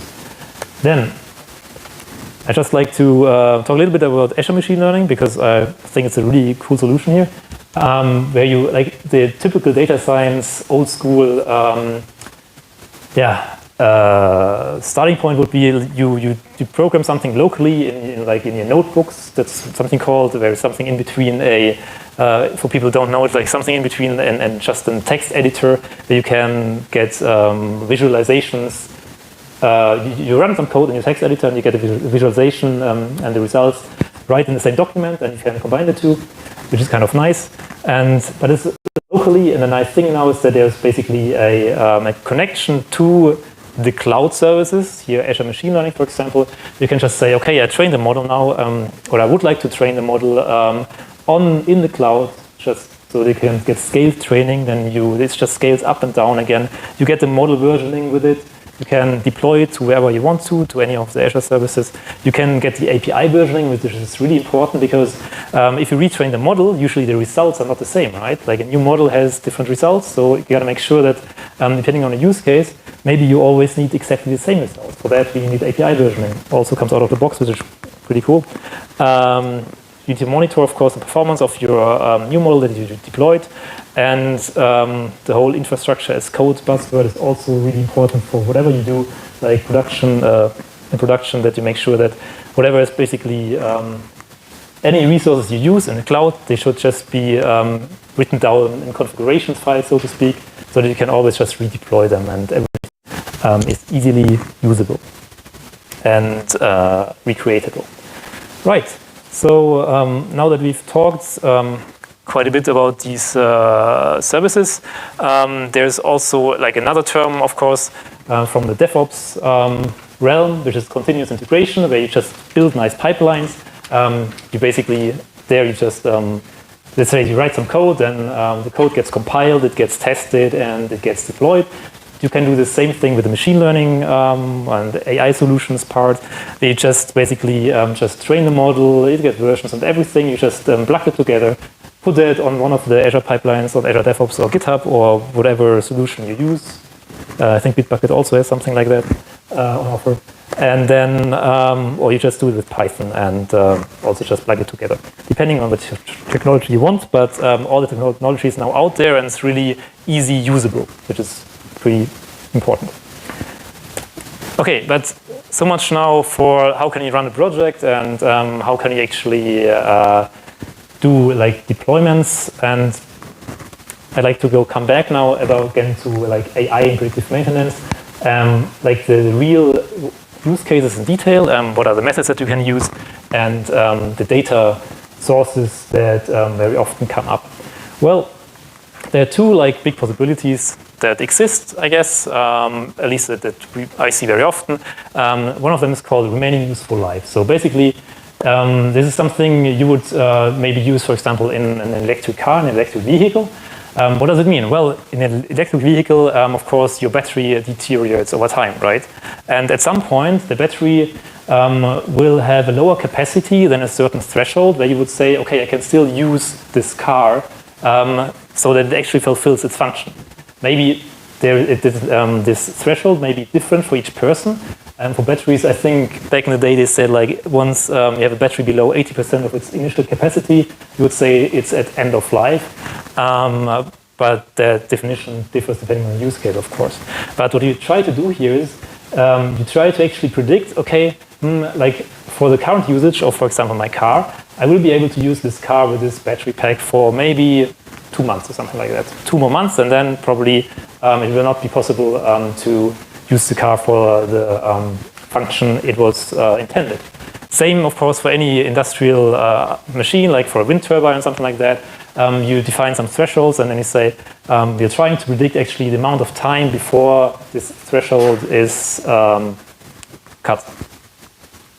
The problem for this is that in order to be able to do that, this is usually supervised learning, so you need to have data for historical data of your machines that shows whether until like how the machine was deteriorating, basically, step by step, until it actually failed. So you need labeled data for that. Sometimes that's not that easy to get. The other one that you can do, the other use case that people often do is so-called anomaly detection, which is the same thing that Deutsche Bahn did in the example in the beginning with the escalator. The idea there is basically you say, I don't necessarily know too much about like what it looks like when my machine breaks down, because maybe it doesn't happen that often, but I have a pretty good idea about how my machine behaves when it works normally, right? So the idea then is you just start to basically build a model for the normal behavior, and if you then say, oh, it's now the current behavior is too different from what I was expecting, then you just say, oh, something strange has happened. For any of these use cases, you need data. Where can you get the data from? Like there are several types of data that you can have in these projects. Usually you have machine properties. That's just maybe like the manufacturing date, the manufacturing location. Could be like the type of the machine, like the configuration of the machine, things that don't change that much. Then you have service records, ideally. Service records, you get them from your service maintenance teams. Because they hopefully have a ticketing system where they exactly know when a customer reported that the machine broke down. and ideally also when it was repaired, what got repaired, what was broken. And of course then the most, well maybe, I guess the most important part is then the actually sensor data that you have for the machine that measures over time the current state of the machine. For example, a temperature temperature sensor, or a pressure sensor, or maybe here a velocity sensor, vibration sensors, all kind of sensors that measure a state over time. That's a very common data quantity that you have. So with these, like what kind of data types do you then have? Well, we have many sensors most of the time, and so we have multidimensional problems. And the thing is a little bit here now that unfortunately you either have too much data or not enough data, which is a bit weird, but some of these sensors send data like every few milliseconds, and maybe you don't need, for what we are trying to predict, you don't need a data point every few milliseconds. Maybe then again, some other sensors, they don't even they only send like very noisy data, so then the data is not good enough, and somewhere in between these two extremes you have to maneuver all the time. There's two different characteristics for these data types. Very often the sequential data, which means you have just a measurement over time, which is different, I think, from many other AI and machine learning applications where data is usually not sequential. It means it actually is it is important that, for example, a low measurement value follows up a high measurement value. So you have like a correlation structure in your time signals. Or you have unstructured data, often like in quality control or like at the end of the production line maybe. So, they take pictures of something or like X-rays, and you can of course also use that for predictive maintenance. But what kind of methods do people use for predictive maintenance use cases? Well, the answer to that is, I guess, everything that works. I would say classical machine learning methods on the left side is just like a so-called decision tree. People also use linear regressions, which has nothing to do with AI, right? But anything that works is being used. There are also lots of neural networks applications currently in use, but there are still some peculiarities in how the data is being treated. And that's also one of the parts now where the engineering merges with the AI application field, so to speak, because classical engineering methods now merge with the AI technology, so to speak. For example, every engineer would know what a Fourier transformation is. The idea is just that, I'm going to explain it quickly, like you have some time signal that you measure over time here, and then there's just a mathematical law basically that tells you that any function of one variable that you have, you can separate it into so-called trigonometric or sinus functions, for example. Yeah, and then what you basically see, I have several signals here. They have a certain frequency, they have a certain amplitude, and then you can say, frequency 100 hertz has such a big high amplitude, so something is wrong with my machine. So this is a so-called frequency analysis, and what you often do then with these time series data is that you use some kind of these classical transformations, like Fourier transformations or wavelet transforms and all kinds of classical time series techniques that you use as a step before you actually train your model. You often do that to kickstart kind of the machine learning models, because if you don't have that much data, it always helps if you already can push your algorithms in the right direction, so to speak, and make their lives easier. Some other methods that people often use is just basically if you have a signal and it has a very high frequency, they just start with aggregation. They just say, I want to take the average value of a certain time, or I'm going to take the standard deviation or some other statistical moments. So they do some very easy transformations on it, or they just say, time dependency, I don't care about it. Let's just ignore that. And that surprisingly it works quite well, quite often. Then we have, two ways you can basically do this remaining useful life prediction. You can either try to predict, you can use regression, where you just try to predict the actual time it will take for the machine to break down, 100 days, 105 days, 7 hours, Or you just do some classification where you just say, okay, the machine will probably, for example, from binary classification, will probably break down in the next 30 days, yes or no. That's also one of the options that you have. If you decide to use neural networks, you have to use certain types of neural networks that are capable of making use of this time dependency of your signals. They are so-called recurrent neural networks, where you basically, I guess we have heard more than enough about neural networks nowadays, but today.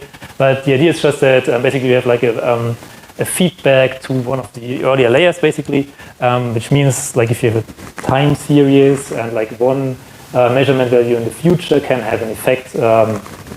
One measurement value now can have an effect on a measurement value in the future.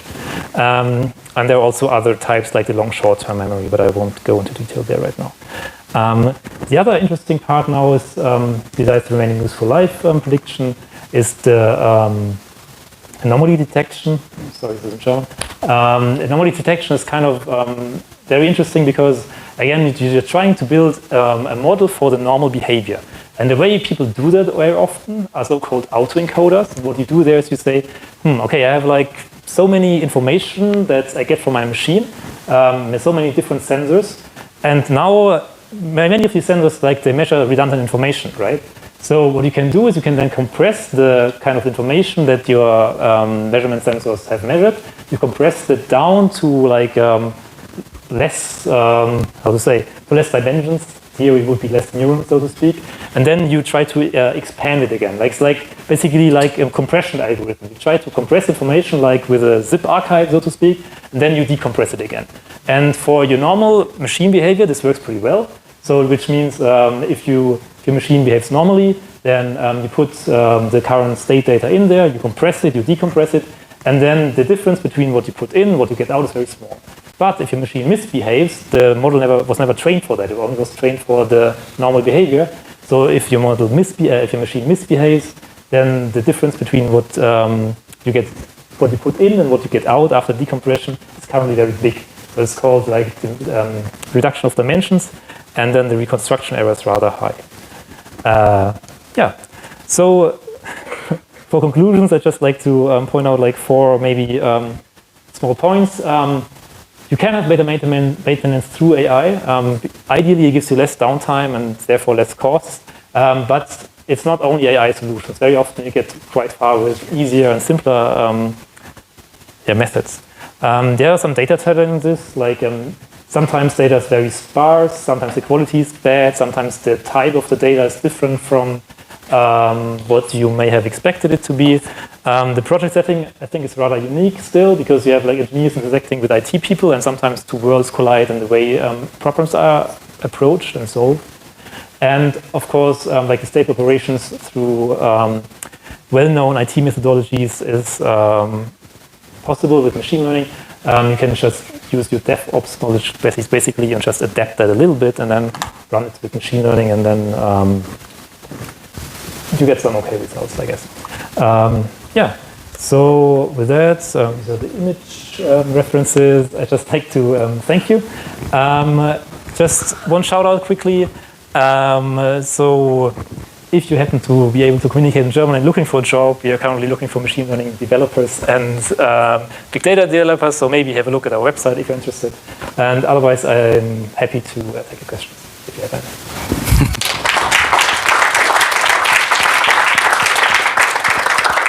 Thank you, Julian. Any questions from the audience? Yes, please. Thank you for the presentation. You mentioned that one difficulty is data inequality, which means you have probably very few samples of failures. And then you mentioned you can use this autoencoder to solve this problem. Is that correct? Or if I really have this data inequality problem, the normal solution to that is this autoencoder? Or no, not necessarily.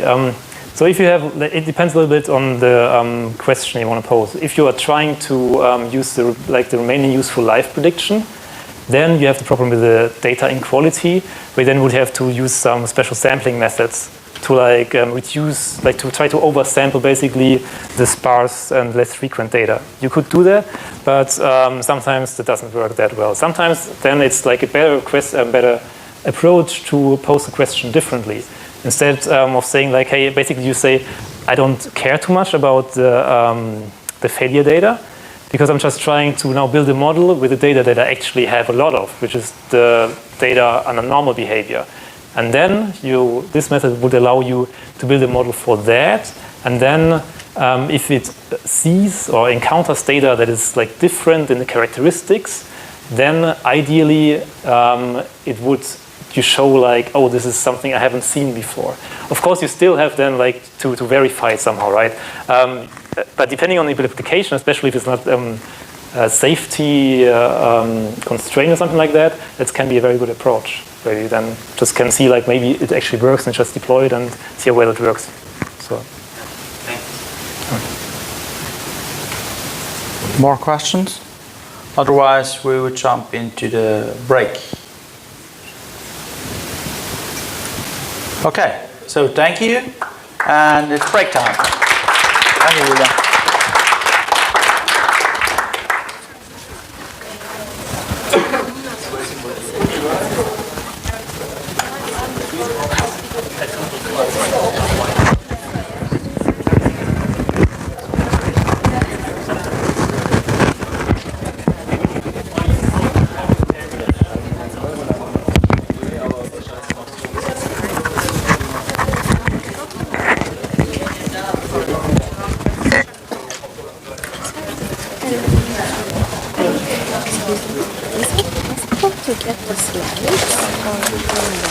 Yes, I believe it is possible. I'm working on governance of AI. So governmental? Governance AI, yeah. community support operation, and writing a paper. And I was wondering if in the future I could get in touch with you because some of the work I'm doing is like how to bring in the technical side of aspect of the community support operation. How to make the people who are not familiar, like civilians or the military, not accept that technical people are doing. So as them getting insights from the people, engineers, and going to interview them. Would it be possible to get in touch with you? Sure. Have a card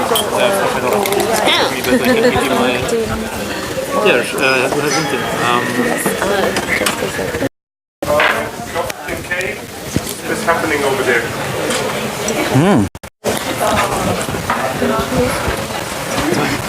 Let's go for some cake.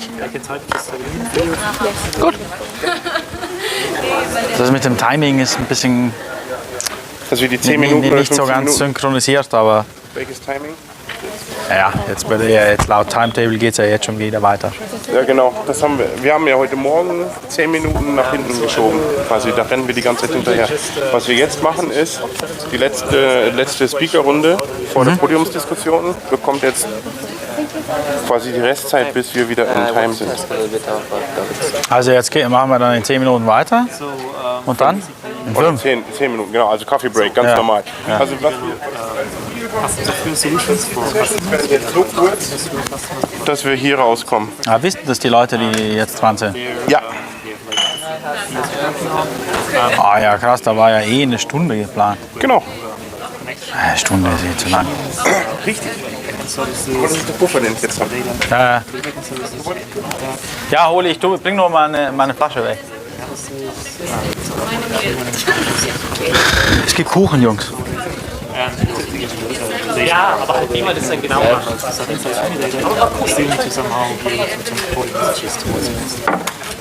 So yeah, so basically we have like developers, software developers, write software, the backend software and everything. Then we have like data scientists, like me for example, and then we also have like consultants that do requirements engineering and also have customers to communicate their results to their own stakeholders. Okay. May I ask what you are currently doing? I just finished my master's and I've studied electrical engineering and done some AI mainly in the last year. And was just interested.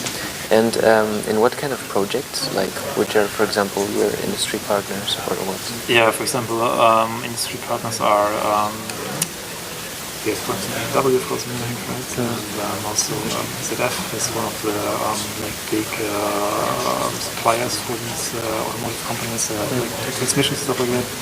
And so that's kind of some of the like those are the biggest customers. Okay, I see. And you said that you started as an environmental engineer. Yeah. Have you done something related to that or not? To AI in general? Or for example, like combination of AI with environment. No, unfortunately not, because I mean, like I kind of straight from the past. Yeah, okay. Because when I was at university, I started. I did environmental modeling first, and I did like stochastic modeling of systems, and then all the stochastic methods kind of can take that over to machine learning more or less, because those the bases are similar, like they're based on the similar concepts. And but unfortunately, I haven't combined it yet. But maybe upcoming we have some projects with electrical vehicles, so maybe I can. Yeah. Okay. I see. Okay. Cool. Then I took a picture of the link with the job offer, so we'll take a look at it. Sure. Thank you very much for the presentation.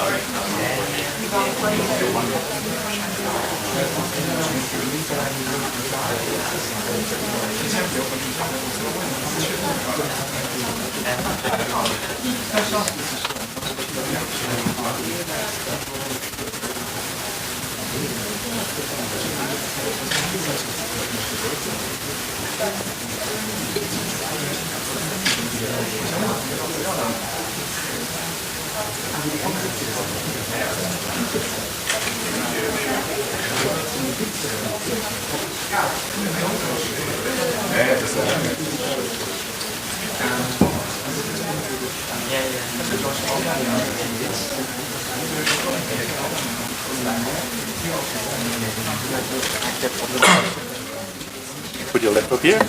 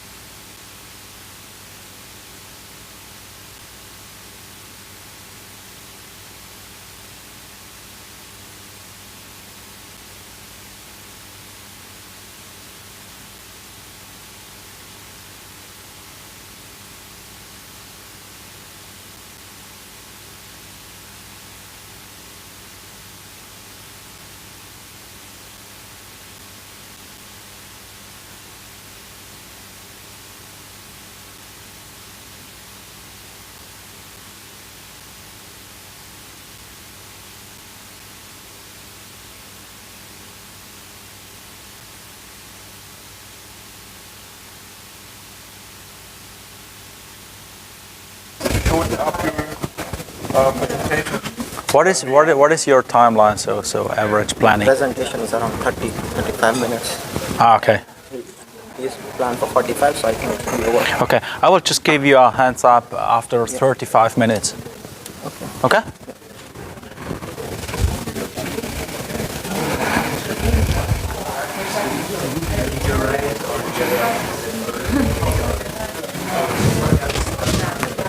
So now you're on air.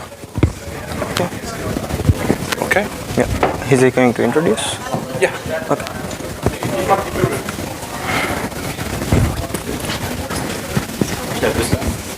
Sorry? Shall we start? I think he's ringing the bell, and then people are coming in, and then we wait 30 seconds, and then we start.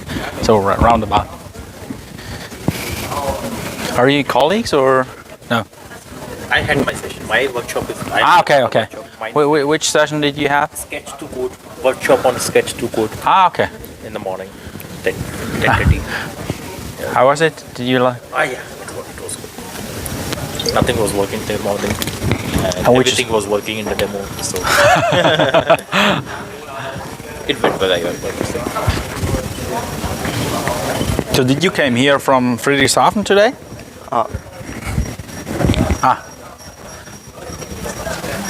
You can just move it right here a bit. If you do, sorry. So if you just yeah. No, I work in English. So. English. Okay. Yeah, I know. Because I thought it is in Friedrichshafen anyhow. Yeah, Friedrichshafen is the main headquarters. Yeah, I know. But you're English. In English. Okay.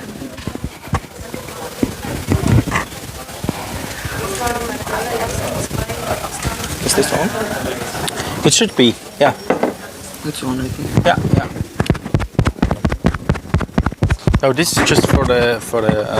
Oh, this is for that. This one. You give me the. So this basically is for the audio, and I think afterwards you have to test it. Did you already test the audio? No. Yeah. Hello. Yeah.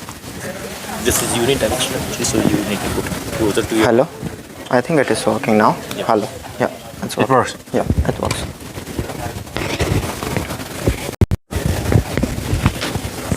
Okay. Yeah. Let me check. 1, 2, 3. Okay. I think we're ready to start. This is basically the last session before we meet in the in the plenum session, all of us. And yeah, I'm happy to announce Rajesh. Yes. I'm not so sure about the correct pronunciation. I hope it was quite okay. Yeah, it was okay. Yeah. And he's working with Zukunft Mobility, which, as far as I know, is a subsidiary from ZF, which is one of the largest automotive suppliers in the world. And he will talk about reinforcement learning in autonomous driving systems, why they choose to do so in their project approach. So the stage is yours. Thank you for being here. Thank you. So, good afternoon, everyone.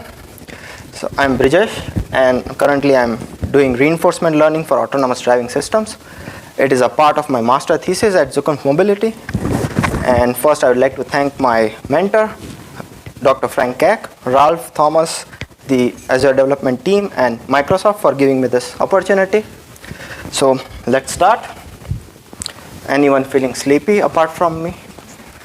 Yeah, I knew that. So I try to make this presentation as small as possible so we can go home. Okay, so this is a small outline of what I'll be discussing. So introduction is what is reinforcement learning, how it works. Getting started is how to solve simple game problems using reinforcement learning. Third and the fourth point are how autonomous driving systems are designed and how we can use it, how we can use reinforcement learning for that thing. And finally, a few results that I've got so far in my thesis. So this is what is reinforcement learning actually. So this is how, like, what human beings or animals learn by trial and experience, what tasks they are supposed to perform. So what we see from this animation is that the baby elephant is making some mistakes, so it falls down. but it is also doing something right. That is why it is able to walk 3 or 4 steps. So by this, it is gaining some experience, learning what are the good things, how it should walk, and basically it is learning to make the correct decisions in a given environment or in a given space. So we can describe this mathematically using a Markov decision process. So in reinforcement learning terminology, we have agent. The baby elephant is called an agent as it interacts with the environment and learns a given task. The state of an elephant or an agent is how an agent is described. So here we can say elephant is standing or walking or it has fallen down. Actions are the steps it takes to learn a particular task. And rewards are what helps an elephant or an agent to learn a given task. So for example, a simple example could be if a child steals a pencil and it gets a chocolate, then it learns stealing is a good thing. But if it gets a slap, then it knows it is a bad thing. So same way this cycle works. In a given state, the agent takes an action, it moves on to a next state, and in this transition process, it gets a reward. And that reward helps it learn what are the good and the bad steps. So how a reinforcement learning algorithm works is, similar to iterations in an simulation, we have something called as episode. So when the episode starts, the learning cycle or the learning process of an agent begins. And the task of an agent is to maximize the total reward it gets during the entire process. And when it maximizes the reward, it learns what is the perfect task or how it is supposed to perform. And so it has got 2 options with it, exploration and exploitation. So why the agent needs these things is, an agent doesn't know what the environment is or how an environment looks like, what it is supposed to do and how it is supposed to interact. So initially it starts with an exploration phase where it tries to gain experience about the environment, what type of environment it is, what are the good actions, what are the bad actions, and how it is supposed to perform. Once it has gained sufficient experience, it switches to exploitation phase where it tries to maximize the reward and discover the optimal behavior. So this learning cycle ends whenever there is a termination step.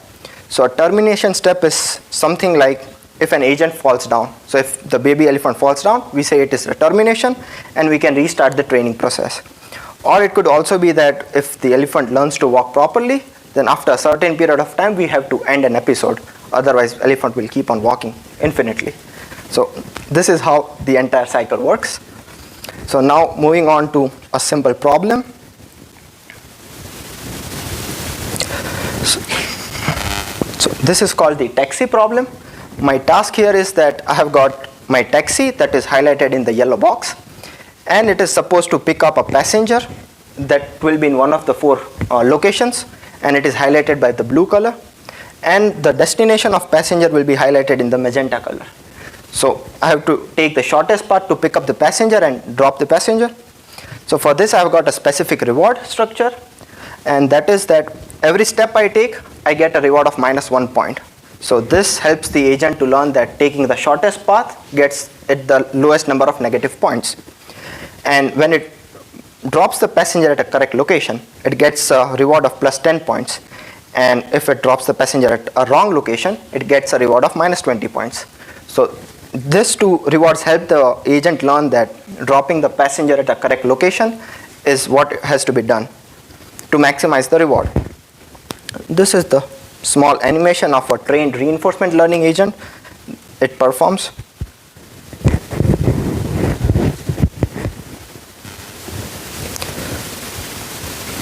When it picks up the passenger, the color changes to green, and then it drops the passenger at the destination, and the episode ends. A new episode again starts with some random initializations, and it picks up the passenger from G and drops it at Y. So this is how a trained reinforcement learning agent performs. But how does an agent learn what it is supposed to perform? So for a simple problem like this, we have something that is called as a queue table. So it is table of various states versus actions that the agent can execute. And the values in the table are called the Q values. So Q stands for quality. So what these values suggest is, like in a given state, what is the best action it can take. So the higher the Q value, higher is the likelihood of an agent taking an action and reaching the goal state. So in this simulation, we can say that, for example, in state 0, the action of going down and going left has the same value because there are multiple shortest path possible. So either it can execute of going down or going towards the left, and it will reach the goal with an equal likelihood. And to get a converged table like this, we use a Bellman equation that is highlighted on the bottom. So this works perfectly, but if the number of states are say 1 million, then the size of table is too big and we cannot converge or find a table that can be used. So we use certain function approximators like neural networks that approximate for a given state what are the best actions. And to show that, there is another problem called mountain car problem.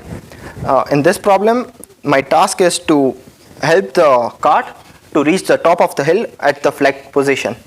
So initially, when the system starts, the vehicle is present somewhere in the valley, and slowly it is supposed to move up to the top of the hill. And as a state of the system, I get the position and velocity of the vehicle, and I have 3 possible actions. First is called acceleration, second is maintaining constant velocity, and third is deceleration. So what I do here is use a deep Q learning algorithm. I give the state as a position and velocity as the input of the network, and output are the different Q values for each action. And I select the action with the highest Q value. For this algorithm, I use 2 neural networks. One is called the action network that determines what is the best action, and the other is called the target network, which evaluates or judges whether the given action is optimal or not. So iteratively, both the networks help each other train and learn what is the best action. And this is the animation. So these game problems I get from OpenAI Gym library. And as per the Gym library, this problem is called solved if I'm able to complete the task in less than 110 time steps for an average of 100 episodes. And the results of this are somewhat like this. The top left graph shows the reward per episode. So after around 500 episodes, the average steps it takes is around 100. And the second graph on the top right is the termination position. So termination position of 0.5 is where the flag is situated on the hill. So after 300 episodes, it reaches the top of the hill every time. And bottom left is same as top left. They are identical. And the right one, bottom right, is the graph that shows exploration versus exploitation part. So initially, the epsilon value is 1.0. It means the agent is only tasked with 100% exploration part, and slowly it moves to exploitation and it learns what is the optimal behavior. Now moving on to how we can use reinforcement learning for autonomous driving systems.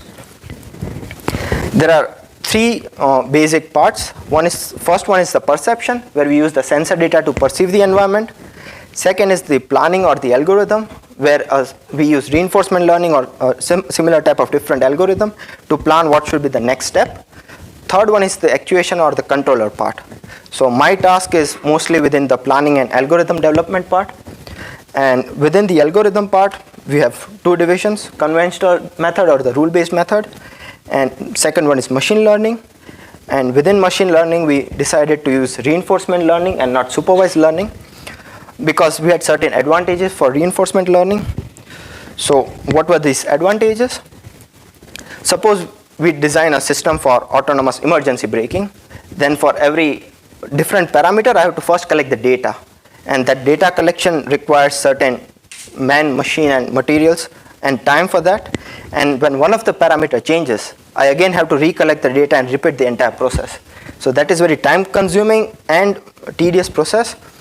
And to avoid this part, we use reinforcement learning because we don't need to collect the data for reinforcement learning. When we start the training of an agent, it gains and uses the data from its experience.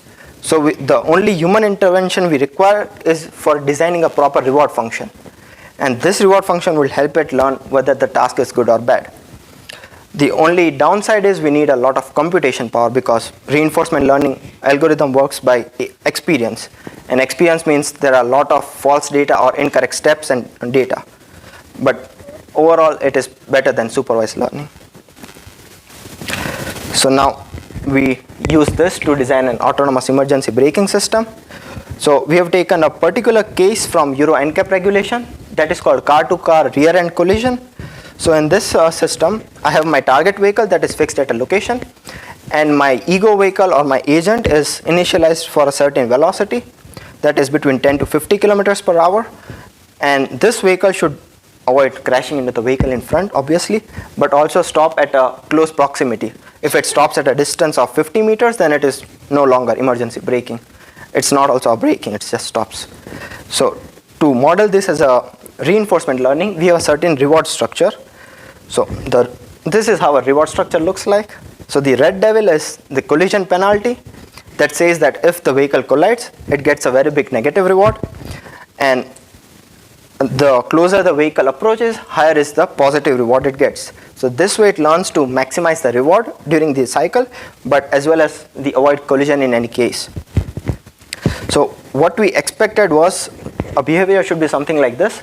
It should maintain a constant velocity for a given period of time, and then when there is certain criticality, it should start the braking action. And that braking action should have constant deceleration, because passenger cannot have a jerky motion with various deceleration. Ergonomically, it is not feasible. So we ran different simulations, and I'll discuss a few results for that. So the first simulation we ran, we have 4 different actions. The first action is called coasting. It means we don't apply any throttle or brake. And 3 different braking actions are 3 different levels of deceleration values. And as a reward structure, we have 2 different rewards. One is called the collision penalty. So if the vehicle collides, it gets a very big negative reward. But closer it approaches to the vehicle in front, the reward is higher for higher deceleration values. And this is what the agent learned to do. So the first graph is variation of distance with respect to time. Second, bottom one is variation with velocity. And third one is frequency of action selection. So gradually over the period of time, the duration of episode is increasing because the first episode was 30 time steps and the last one is more than 50 time steps. So it is learning to get more reward. But what it also learned is that when the vehicle starts its journey, it applies very high amount of braking. So it is stopping at a very large distance from the vehicle, and then it uses coasting or the road friction to gradually glide the vehicle towards a stop. So it is getting more reward in the entire cycle, and as well as avoiding the collision. And this is actually a failed simulation because the vehicle stops at around 11 meters from the vehicle in front, which is not what we expect. So we made certain changes to reward function and the actions we had, and this is what we did for the next simulation. We have 3 actions. One is called PID control that helps the agent to maintain a constant velocity. Second one is called the soft braking and hard braking. These are different deceleration values. And the reward function this time was a function of time to collision, TTC, and the velocity. So higher is the velocity, higher the reward it gets, and as long as the agent is able to maintain a constant time to collision, it gets another higher reward. So what agent learned was something like this, like a roller coaster ride. Yes, now the results. So this is what the agent learned. So from first episode to the 1000th episode, the duration of the episode is increasing, so it is getting more rewards for longer duration, as well as it is learning that once it reduces the velocity, it is better to increase the velocity again, get more reward for higher velocity, and then again start braking. So it's highly jerky motion, but it is good for a reinforcement learning agent. It doesn't know about emergency braking. It only cares about getting higher reward. So then we made a few more changes. Only the reward function for positive rewards was changed, and what we get now is something that we expected. The velocity is, the agent is learning to maintain constant velocity. So from first episode to 400 and 700, it is gradually increases the duration, and it is also approaching closer to the vehicle in front, and eventually it is mimicking what we expected. So this is one of the successes, but it was only one of around 200 simulations I tested. So 1 in 200 is not a reliable solution, but it is still working. And the view is good. So this is the video of a trained agent, and I think it should work properly.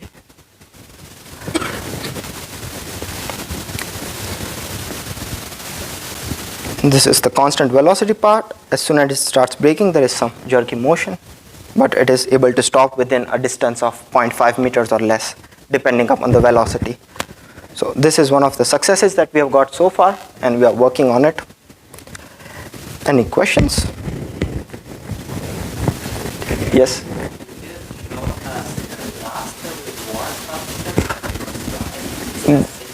Yes, for now, yes. I would, because I'm writing my thesis, and for the confidentiality, I cannot share right now. Yeah, but maybe once it is online, after a few months, you can see it. Yeah. Yeah. I mean, the agent gets this reward at the end of the episode, or it gets at every time step? It gets every time step. Like every time step, it gets reward for all the different parts of a reward function. For a velocity, it gets a reward. For time to collision, it gets a reward.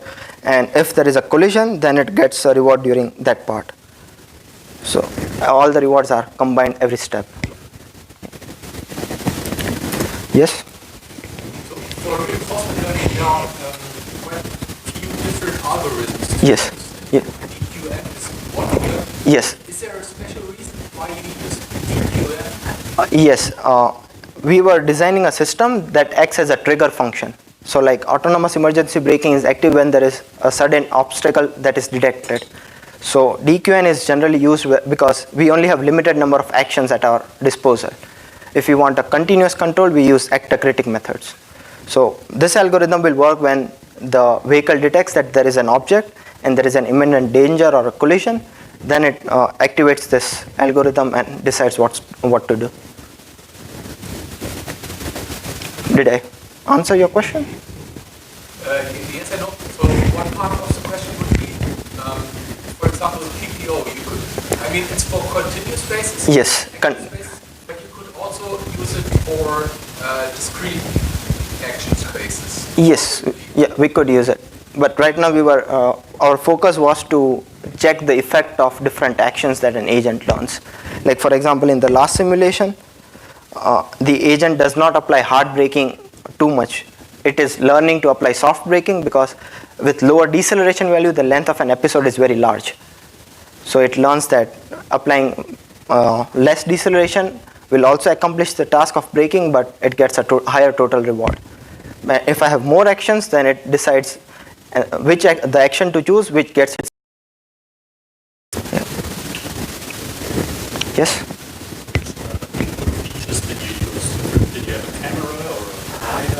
No. This simulator is Carla simulator. So I only work with the algorithm part. So I'm assuming that I'll get all the required inputs. So I manually give the relative distance and velocity as the input, which people like sensor development team can get for LiDAR or radar or other sensors.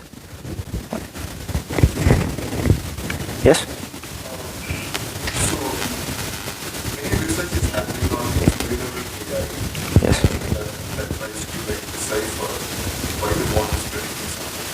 Yes. So you did a computer vision with these values. Yeah. Opening up a model and increasing its math to see why a particular decision was made. So how do you do that you have a decision and how do you trace it back to say that this is why the model is doing this particular action? Okay, so when I start the learning cycle or the training, I collect data for every episode. And then we analyze the variation in reward per episode. And when there is certain spike or certain convergence, we get a graph something like this. Like the top left graph that says it has converged. When it has converged, we see what actions it was selecting for that convergence. And then we retrace the rewards for that action that say that if this action is selected, compared to other actions, we get a higher reward. That is the only way we can analyze what actions it is selecting.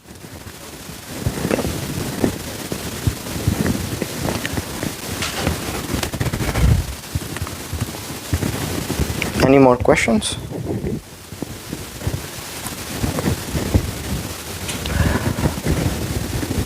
Okay, then thank you and Merry Christmas. Yeah.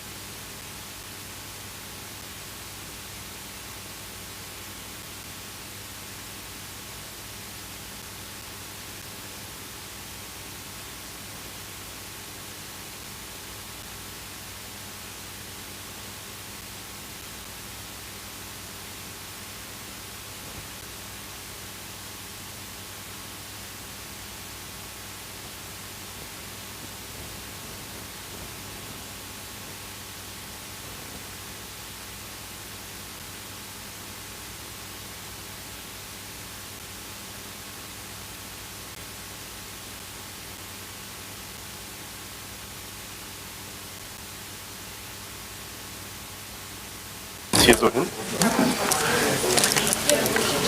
So sollte es möglich sein, dass alle irgendwie was mitkriegen. Okay, du hast die eine Tasche separat gelegt. Das ist diese hier, oder? Die sichere ich mir. Gut.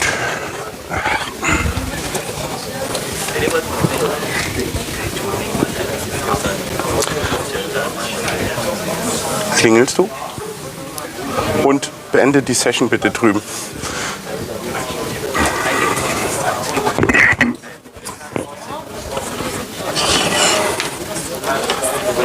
Simon? Ich finde, jetzt solltest du das tragen. Ich würde lieber mit meinem Handmalen im Mikrofon. Ja, aber das haben dann die anderen, die Möglichkeit in die Hand zu nehmen und zu antworten. Weißt? Nee, das bleibt. Das ist Streaming, das ist Lautsprecher. Deswegen hast du ja immer zwei. Machen wir das vielleicht mal hin. Wie du willst.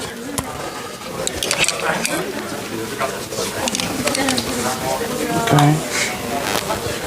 Vorsichtig, komm. Das wird jetzt. Hoppala. So, perfekt. Perfekt, meine Klasse, perfekt. Großer Kopf. Ist schon an, oder? Ja, ist schon an. Passt. Leute hören dich schon. Das hast du auch an. Sehr gut. Wir haben hier ein Mikrofon hingelegt, damit wir. Ich versuche so also es funktioniert eigentlich ganz gut, den Umgebungssound dann mitzukriegen. Also auch von den Speaker. Mir geht eins ab.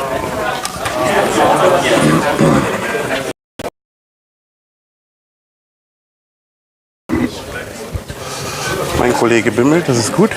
Ja. Ich werde dir assistieren und das Mikro rumreichen.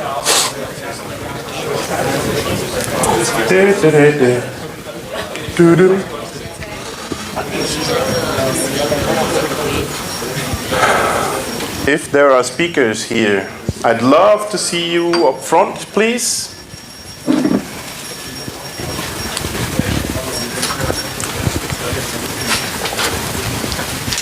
Come to my left, come to my right, I don't know.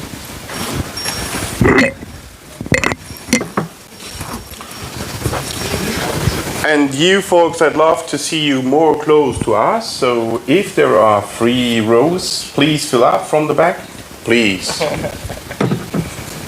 It's no longer school. Hier sitze ich hinter der Kamera. I got the point.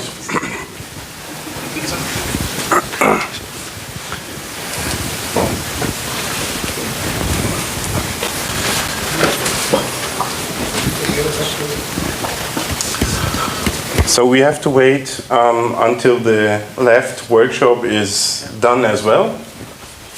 So the workshop in Washington.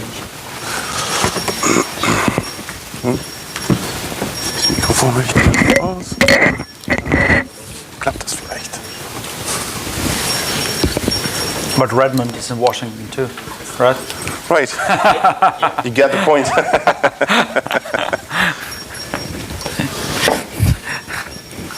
It freezes.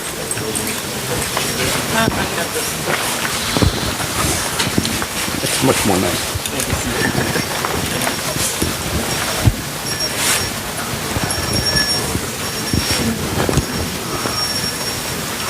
So once Felix will appear, we know that Washington has closed as well.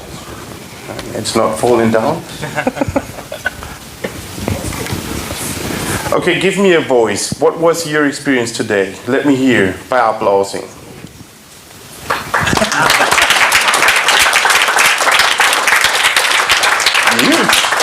Can be better. Great, thanks.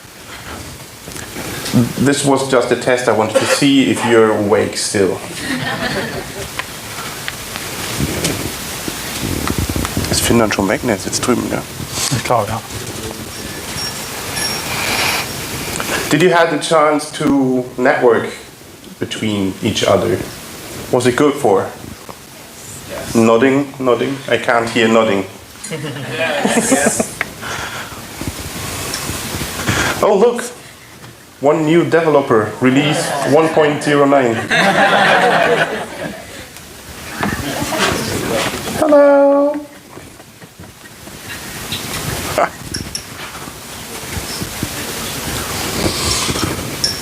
Thomas, hast du gecheckt drüben? Bist schon fertig. Wo ist Felix? Den Felix brauchen wir noch.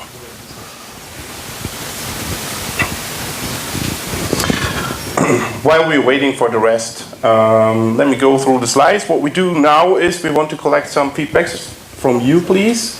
I hope that's okay with you. And after that short session, I'll hand over to my fellow colleague Simon, and he'll take over the moderation of the podium discussion. And afterwards, we'll have a Q&A with all of our speakers who are still available for us, which I really like very, very much. So an applause for our speakers whom are attending the whole Saturday with us here. That's really cool.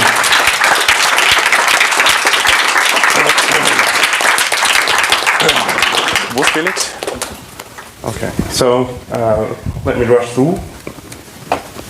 I have extended my phone. Let's go one back. Remember that offer? It's really a cool one. And I hope you appreciated cafe and cake and so on. That was really great.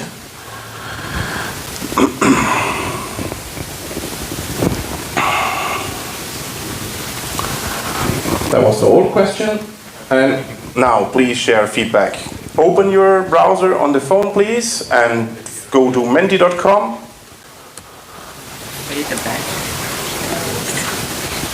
And here we go. Raise your hand if you feel you have troubles. That's cool. Or in life.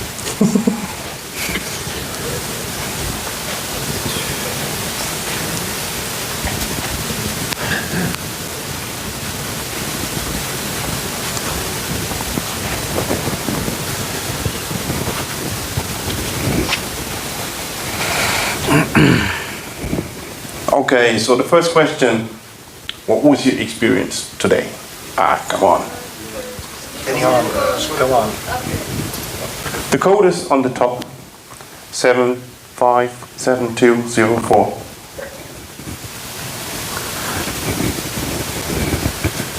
Grade is over 50%, we should stop here.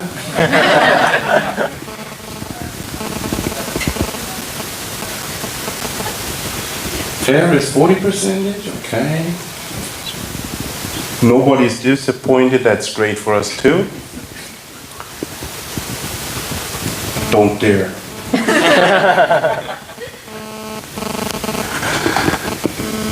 When I look into the room, we're more than 35 people. Felix, you have to come up here, please. 38, we're more.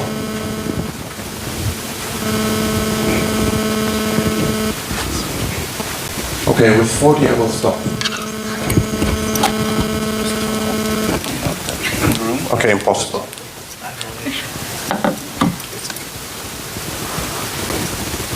And now after all that talks, when it comes to AI, what are the three first words coming up in mind? We had some terrible things this morning, Terminator, unemployment, and so on, and I hope we have changed your mind somehow. So please come up with your, we got it, thanks. Thanks, Tim. Skynet is also something out of Terminator, right? Yeah.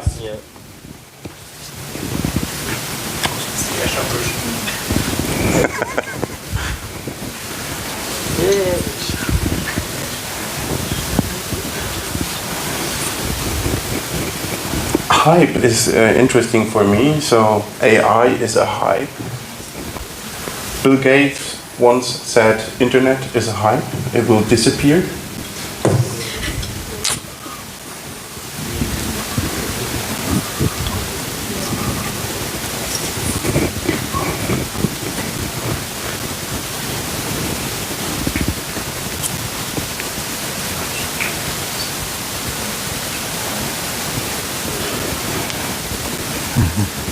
So we find some new words in there, complicated and so on. That's cool.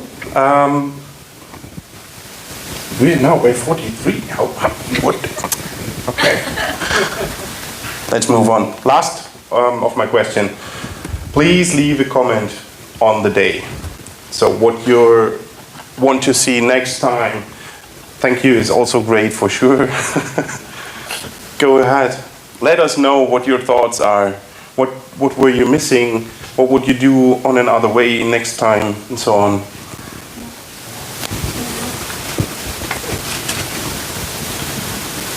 More hands-on, okay? Whole day workshop, more hands-on. Nice.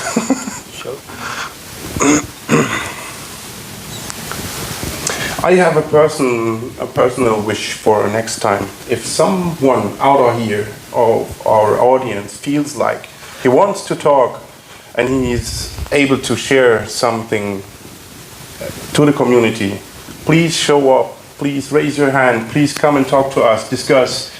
And even more, if you are not a man, white, and in the middle age of 30.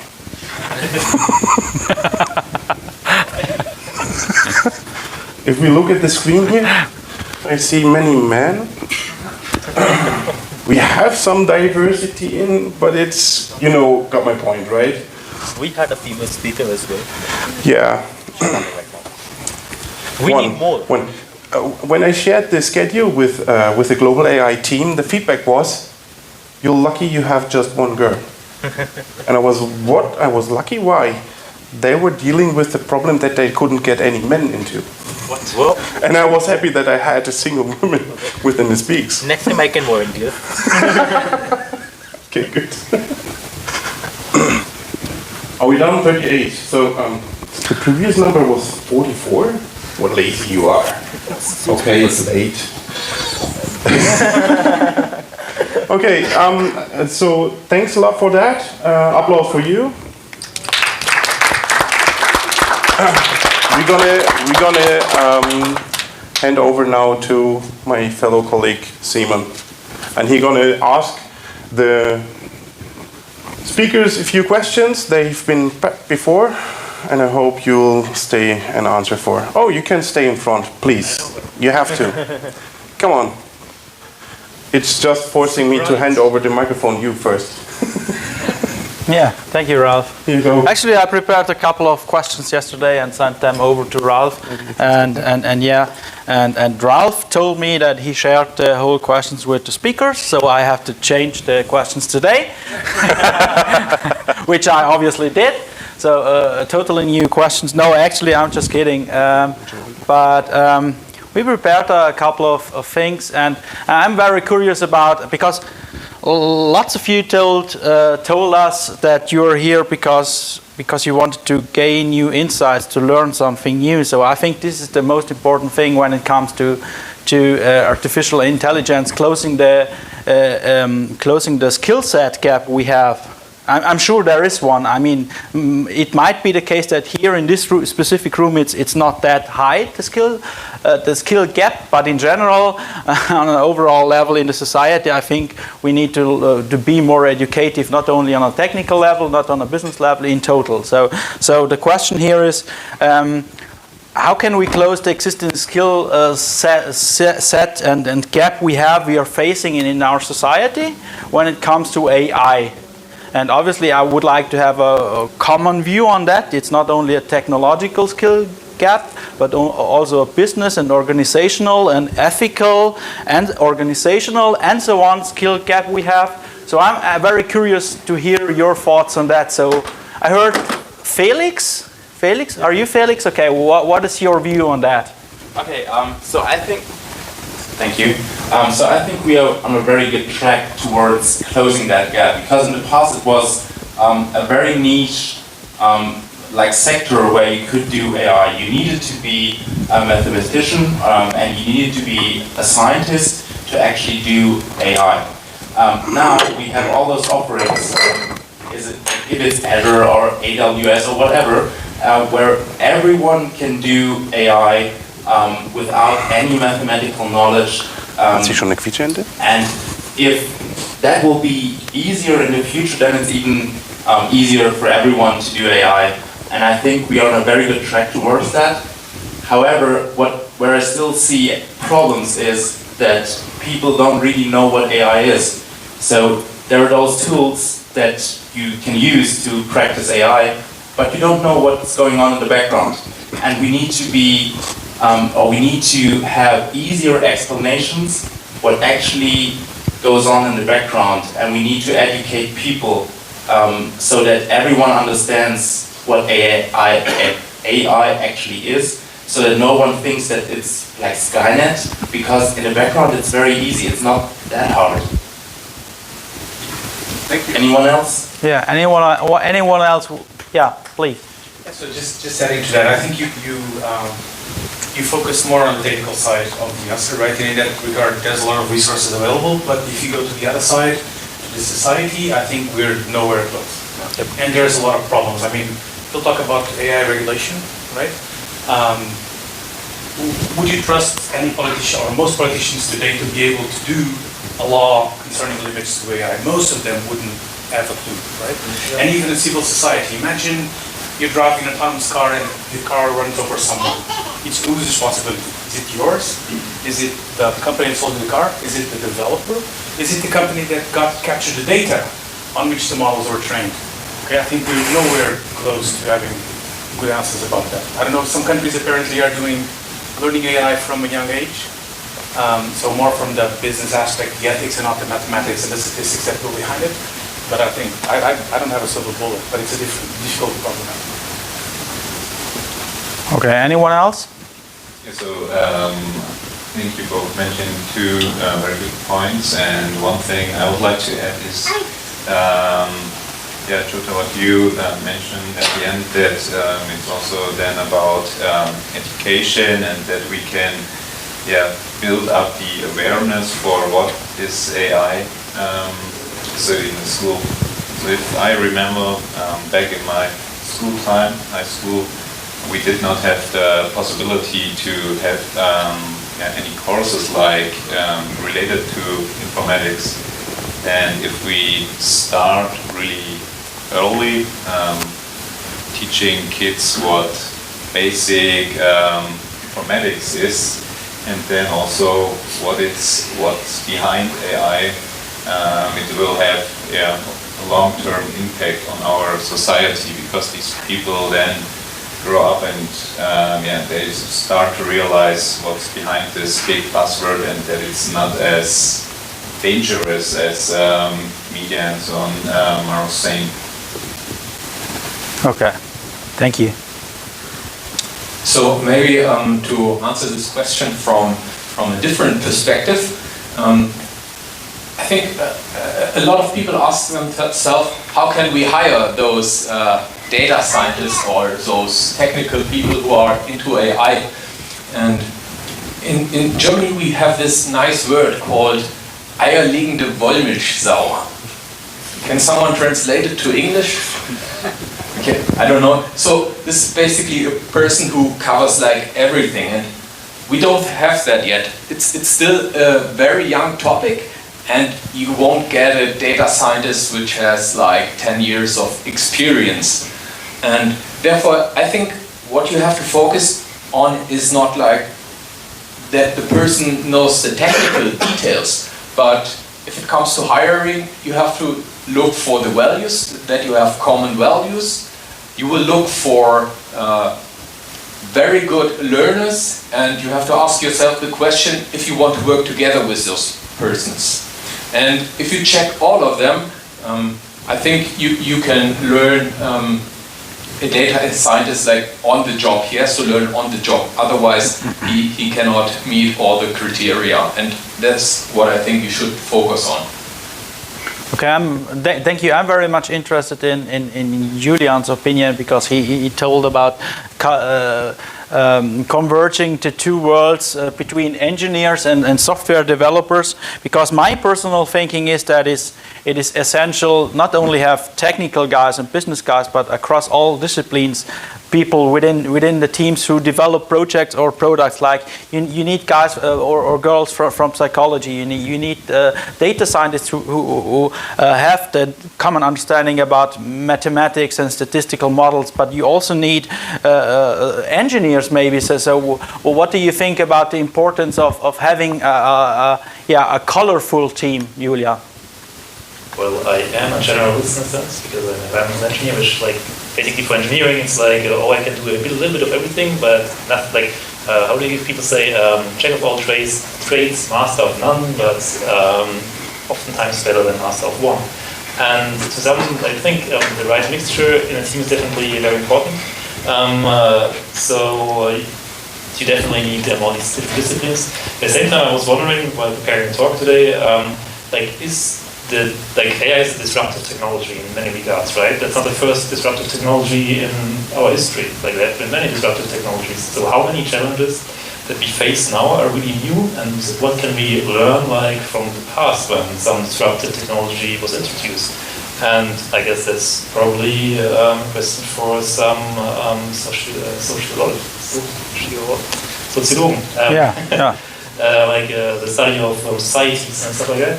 And I think they may have some interesting answers to these questions. Okay, thank you. And I would like really to push, give me a second, because now we are missing the female part here, and I'm really pushing hard to cover that as well. So maybe there are some girls or ladies here in the room who want to add some additional opinion as well, because actually Pina left, so we don't want to have the solid, as Ralph mentioned, mid-30 male opinion, which is fine, but it's not everything, obviously. So, female opinions very welcome. We need some representation from you guys now. Come on, stand up and take one for the team. I am female. Is it right? Yeah. I am 26. Thank you. I think, it very much matters, AI across cultures. You have one algorithm for autonomous vehicles that works perfectly well in one nation and not so well in other ones because they have different cultures. So one really big theme and one really big area of research, I think, is how do we capture things that are hard to capture, like cultures. What is a culture? How do you describe that? So that's my 2 cents. Thank you. Other opinions? Okay. For the next opinion, I offer a T-shirt. Now we are talking.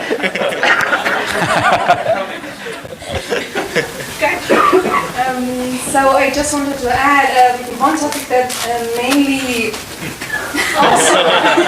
So can I speak? So one topic that nowadays, at least, I wish not only ladies but also advocates men would discuss it is about biases in AI and generally awareness about biases. So this is a very hot topic, I know. It is one of those topics that everyone talk about, but like at least it's still like you don't have any idea what I'm talking about. The more discussions around this, the more awareness around this, definitely gonna reflect on how we design our AI platforms. Thank you so much. So thank you very much for that opinion, because that is perfectly, applause. That matches perfectly to the next question I have, which is actually in regards to biases. And I think there were some speeches today which covered the topic a bit. So I read yesterday in a Guardian article. It said I think it was one scientist said AI-based services are infected with biases, which is I think perfectly true. But our personal opinions are the same, so it's not that different in systems. But I think it is important that we are aware of the fact that this is the case and how we can improve on that. So, Brijesh, what is your view on this when it comes to biases in AI? It's on. It's on. I think when we collect certain data for AI. Okay, now it's on. Okay, I think like when we collect certain data for AI, we don't get all types of features within the data. Like for example, when we collect images, we may have images of pedestrians that are walking, but then we don't get images of pedestrians that are running or that are on wheelchair, or maybe certain babies walking across the road. So I think we need to collect data from different scenarios, situations, different locations, different environments, and maybe that could help us reducing bias. And that is, I think, one of the ways we can generalize a certain application for all across the world, or not, and not be specific to a particular region. Yeah. Thanks. Okay, I consider that, for instance, when we develop a software, we normally think that we just created the perfect one. We tested everything. But then when we deliver it to our customers, to our users, we find out that we didn't think about some cases, some scenarios that for customers, for users are pretty normal. So regarding now with artificial intelligence, and in order to avoid the bias, I consider that yes, we should cover different scenarios, but we don't know anything. We don't know everything. So it is better if we build a team, if we integrate people, members from different scopes, ideas from different areas. So our proposal could be inclusive, at least most of it. And this will also have an impact on the trust that people will get about artificial intelligence.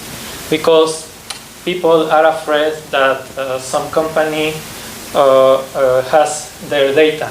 Hey, you have a picture of me, you have a video, you have information about it. What are you going to do with it? Are you going to use it in a good way or not? So that they are worried, they don't trust at all. Maybe not at all at the artificial intelligence, but the people or the companies who collect this data. So if we want to build a network or trust around AI and reduce the bias, I think we need to be also inclusive. I think it's a very valid point. Just wanted to add on top of that is basically, like we are talking about inclusion of different people. Not only technical people should know about AI, and the people should from all domains should know what is AI and how it works. Basically, they should not know how to program it, but what is the science behind it, right? So this is where it's important, because as he's mentioned that we don't know everything, and we are the one who's feeding the data to the system as well, and system is learning from the data we are feeding to the system, right? So in different scenarios, if we get data from, or if we get inclusion from different society, people from different society, anyhow, the data needs to be trained on some domain. So we need domain experts as well to provide the data. And if the domain experts provide data from different regions, different ways, so there will be more inclusion into that space. And hence, we will be able to produce a better or more less bias, I would say, results. Yeah, thank you. I have a follow-up question on that. Is there any of you who had a conscious awareness and experience with biases in your AI or machine learning projects or product development processes, which you would like to share? I think Felix nodded, all right? So I once helped building an application that was responsible for a hiring process. And we had a great idea that we want to include AI into the hiring process so that there shouldn't be a person screening CVs. So what we did, we inputted all the data and used that machine learning model. And then we found out, since it was a technical company, our data was from a technical company, we found out that the machine learning classifier recognized that there are not that many females applying, and the chances, if you're a male, of being hired is very high. So what the machine learning classifier did is, it disregarded all females right from the start, because the chances of being hired as a female are way lower if you apply for a technical company, because there are not that many females out there. And this was a very interesting problem, because what do you do now? Do you say, okay, if you're a female, then we manually intervene and put your probability up, or what do you do? or do you remove that information completely? In the end, what we did is we said, you know what, we're not going to do AI in this project because we don't know how we can treat that bias. Cool insight. Can I add something? And this is something I have to be very careful about because I'm not giving Microsoft's official opinion. Okay? I'm giving my own personal thoughts on this, so just for the record. So basically, like I personally think that topic of bias on AI, it's a minefield. We have to be really, really careful about what you're saying and the way we see it. So because some people spoke about representativeness in the data collection. You have to be you have to collect a data set that is representative of the population, right? And then you do something on it. But there's something you cannot forget. That model that you create is the generalization. It's saying X percentage of population typically behaves like this. And in some cases, we may be happy with the conclusion, in some cases we don't. Let me give you an example. Imagine you have an AI system that tells you what's the likelihood that you'll have a disease and you'll have to go to the hospital in the next 2 years. Okay? And the model will tell you, oh, if you're over 60, you probably should do your checkups really regularly, right? This is biasing. It's biasing against old people, but it's also good. We want the system to say this, right? But imagine the converse. You have a model that looks at the probability of someone committing a crime, and it says people under 25 are more likely to commit a crime, and men, and white men, let's suppose, okay? In this case, it's the same idea as the person being told to go to the doctor. However, on this case, we may not be happy with the conclusion as a society, right? And it's the same thing. It's we detected the pattern and we're deciding based on the pattern. But in some cases, it's good in terms of society to do that application of that bias, of that generalization. On the other case, it's not. Okay, I personally I try to be really careful when I speak about these cases, but because we cannot forget that all machine learning does is find a rule, find the generalization rule, find statistics, right? It's statistics underneath. And we may like it, the conclusions, or we may not like it. Thank you. Uncovered. Thank you, yeah. And so at least one additional female opinion? She's interested in a t-shirt, I guess. Yeah. No t-shirt. No t-shirt, okay. Yeah, share your opinion. Yeah, like I said before, I'm a non-technical person, and I came to that actually from healthcare sector and my medicine background. But then, getting more information, hearing what you just said, or your opinions, I always think my psychology background is a lot more valuable in this topic than the medicine background. And all the problems you had, they were already there when the field psychology developed, the ethical problems, the statistic problems. What we do is we try to track patterns in human thinking and why is it a disease, when is it a disease, when is it not a disease, where are the borders, where are the lines. So all this had a lot of discussion already, so maybe it would be just interesting what was said with the engineering and software thing. It could be helpful to just see how that field developed and what the solutions were. Not that they're the same, but they just could get the idea. So, yeah. Thank you.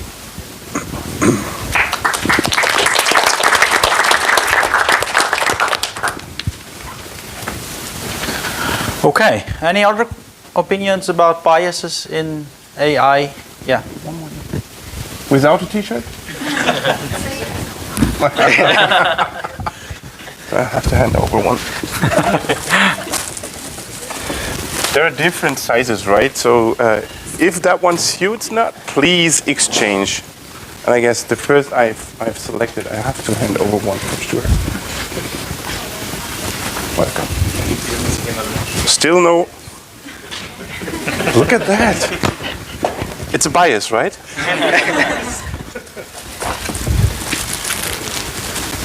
Go ahead, thank you. Yep. It's yep. Yeah, we mentioned mostly about how we talked about the data diversity that we need to have during programming, during creating algorithms, for example, not to have the bias conclusions in the end. But however, probably there is another side to the problem. That would be, I would say, for example, to create the like comprehensive bias taxonomy. I think the IBM had already did the attempts to do it. For example, they provided a kind of a brochure, which is Everyday AI Ethics. That's how it's called, if I remember correctly. And they kind of provide the examples of the possible dangers or areas that there might be created during the system creation, and also they kind of provide the examples and taxonomy for the bias that could be considered during the system creation, and that they would provide to their AI developers while they're working on AI system development. I think that's one of the approaches that could be used during the system development and bias. But for IBM's examples, that I think that's a very, very small step before we go to the further, because this document is not very comprehensive enough to develop the field. So that's my answer. Thank you. Okay, I guess we come to the last question for today, which is pretty relaxing, and I would like to know in which part of your life you have touch points with AI product, and don't answer yet. I don't want to hear anything about Siri, Alexa, Google, Hey PMV, Hey Mercedes, and Netflix, and so on. But I want to hear something which is not super common and buzzword. But so share your touch points and what do you like and where you see actually room for improvement. Oh, yeah, Mohit, start. This is not one of those household commodity cases, but a couple of years ago I was in the UK, and one day I got a phone call from HSBC saying, "Oh, your credit card seems to have been misused. Did you do this transaction?" I said, "Yes." "Did you do this one?" I said, "Yes." "Did you do this one?" I said, "No." "Okay, so we'll cancel your card and reverse this transaction." And what had happened was that I bought a plane ticket on BA website. The BA's website had been hacked for months, and it was transmitting all the credit cards. And the fraud detection system behind HSBC found it with only one fake transaction. And I was like, "Oh, this is amazing service." And I don't want to advertise the bank. I'm sure all the banks have similar systems, but I was really happy that I had my account there. Yeah. Actually, this is pretty interesting because I went to Albania last year, and before I went there, I was used to call my bank to tell them, okay, I'm going in a fancy country where I've never been before, and let you know that you don't block my card. Yeah. And they told me there's no need to call us. We are having all those logic running in the background, and maybe we will block your card or maybe not. You will see. You will find out when you're there. Actually, it all went smooth, so I was lucky in this case. Yeah. Any other experience?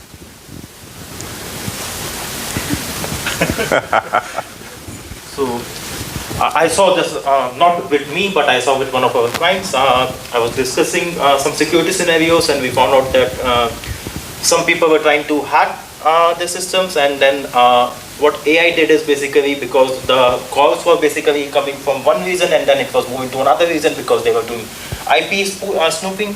So what AI SOC did, we have something called Azure Sentinel in Azure. With what it did is basically, it found out, okay, it's a malicious request, someone is trying to break into the system, and then they immediately blocked the hacker's request. And then they were able to trace the IP without even anyone looking at it. So it was all AI, which was basically able to block the attack on the systems. So I think that was pretty cool for me. Yeah. Audience, female audience. Now we change the T-shirt into a drink bottle. Ah. Nobody? Nobody's interested, I guess. Okay. Are you really sure? Okay. So. Can I tell of a Microsoft one? Yes, for sure. Sorry. I'd like to. I don't work. This is within an area where I don't work, and just want to showcase. And it's not because it's Microsoft. It's because I was really delighted with this. So I use Office, right, as you can can guess. Even though I work in Azure. And you'll try this. If you mention you're working on a presentation, you're working on PowerPoint, and you find an image on the web and you paste it in your slide. Okay? Two things will happen. One, in most cases, you'll see a little title underneath saying, "This is the man on a bicycle," whatever. Which is, it's doing object detection behind the scenes. You may not even have noticed that is there, but that's not what I think is more interesting. The other thing that some of you may have seen is usually on the right side, there will be a pop-up pane saying ideas, design ideas, okay, with suggestions of layouts for that slide deck. And one thing you may or may not have noticed is, if your photo has a person, the design ideas never hide the face of the person. Okay? So it finds the object of interest or set of objects of interest, and it doesn't give you design suggestions that hide that object of interest. Which is, like I said, it's not my area, but I thought it was pretty cool. Thank you. Okay, I think if there are... Oh, yeah. There is one additional opinion. So I wanted to flip a little bit the question, and where we see AI.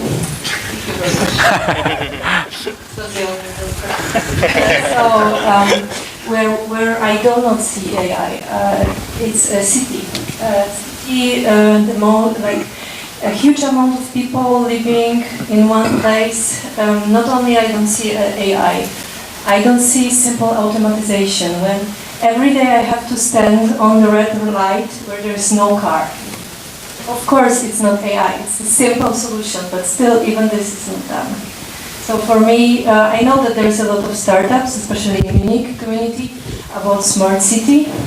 There are a lot of trials, like finding some parking slots and so on. I mean, for me, I wish that this would get more important. Of course, there are security issues. That's why probably people are afraid of this, but would be nice if, like, living in a city would be, like, improved by simple automatization or AI. Yeah. Thank you.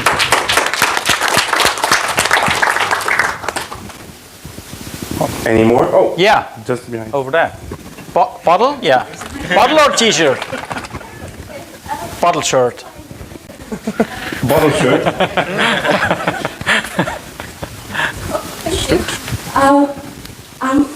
I work in the field of military and defense, and I'm really interested in the words that are used in our field: accountability, explainability, transparency, trustworthy AI. And as developers and engineers, what do these words mean to you? And which ones really matter when you develop AI solution, products, services? Thank you. Was the question clear? Is the question clear to our speakers? That's even more minefield. Well, let me just share something. Obviously, Microsoft is in a position where we get asked these type of questions a lot, right? And I'll say this. If you Google Microsoft Ether, A-E-T-H-E-R, Ether, it's our internal ethics committee. It's publicly available information, right? And what can happen internally is anyone can say, I think this project or customer scenario presents ethical questions, and Ether committees, which there are multiple, there are some countries which have their own committees, the others are others in the US, and Ether can say we're not doing that project, and that actually happened with me in the UK twice. Okay, I won't say more. Sorry, guys. And I referred one case here in Germany in the last few months, which had to do with transcription of prison conversations. So there are scenarios where, when we are aware, we try to do the right thing. But if you spin up an Azure subscription and you do face recognition on people from some ethnic minority, we will probably not know, right? It's like you using a car to run over people. It's a difficult scenario. On the other side, we're working with the US Army, just for the JEDI contract in the US. So our technology is probably being used for defense. in space. Yeah, but thank you. I think the most interesting thing you mentioned, and this is very inclusive. So thank you for saying that you said when you being a Microsoft employee, when you Google that was great. So that is 100% real life inclusion. So thank you for the speakers and for the audience. Thank you for being here and sharing. Bear stay with me, so don't close up yet too smart. Thank you, Simon. A big applause for Simon, who's prepped that question here. Thank you. I'm really happy to have him on site, doing all the moderation for the day in this track, and I hope you enjoyed him. He's a funny guy. He shared some funny jokes with us, as well as our speakers. And the speakers are all the matter why you are here right now. And well, give me a 3 minutes applause, or can we reach it somehow? And during that, we want to say thank you, guys. Here's a small present, just a tiny thing to make it worth.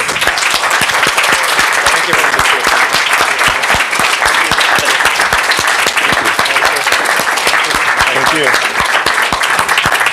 It's a pleasure. Thank you.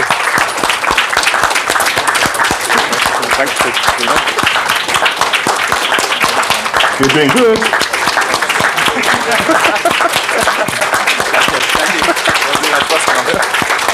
It was a pleasure. One left. For sure.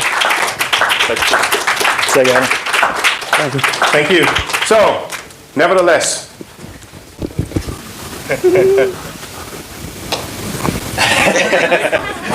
I just have to say really quickly, don't hide. This all would not have been at all possible without Ralph. Technically, we do these things together, but Ralph really put together this awesome lineup of speakers.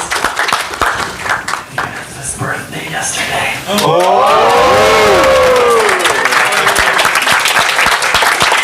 Which I forgot. So thank you so much for putting this together. I hope you guys had a lot of fun. I hope you learned a lot. You want one, right? Just maybe. Okay, come on. A few questions left, I guess. We have all the audition at the speaker lineup here still. If you have a question, even a simple one, just shout it out or share what you've learned today with us. Who's the first?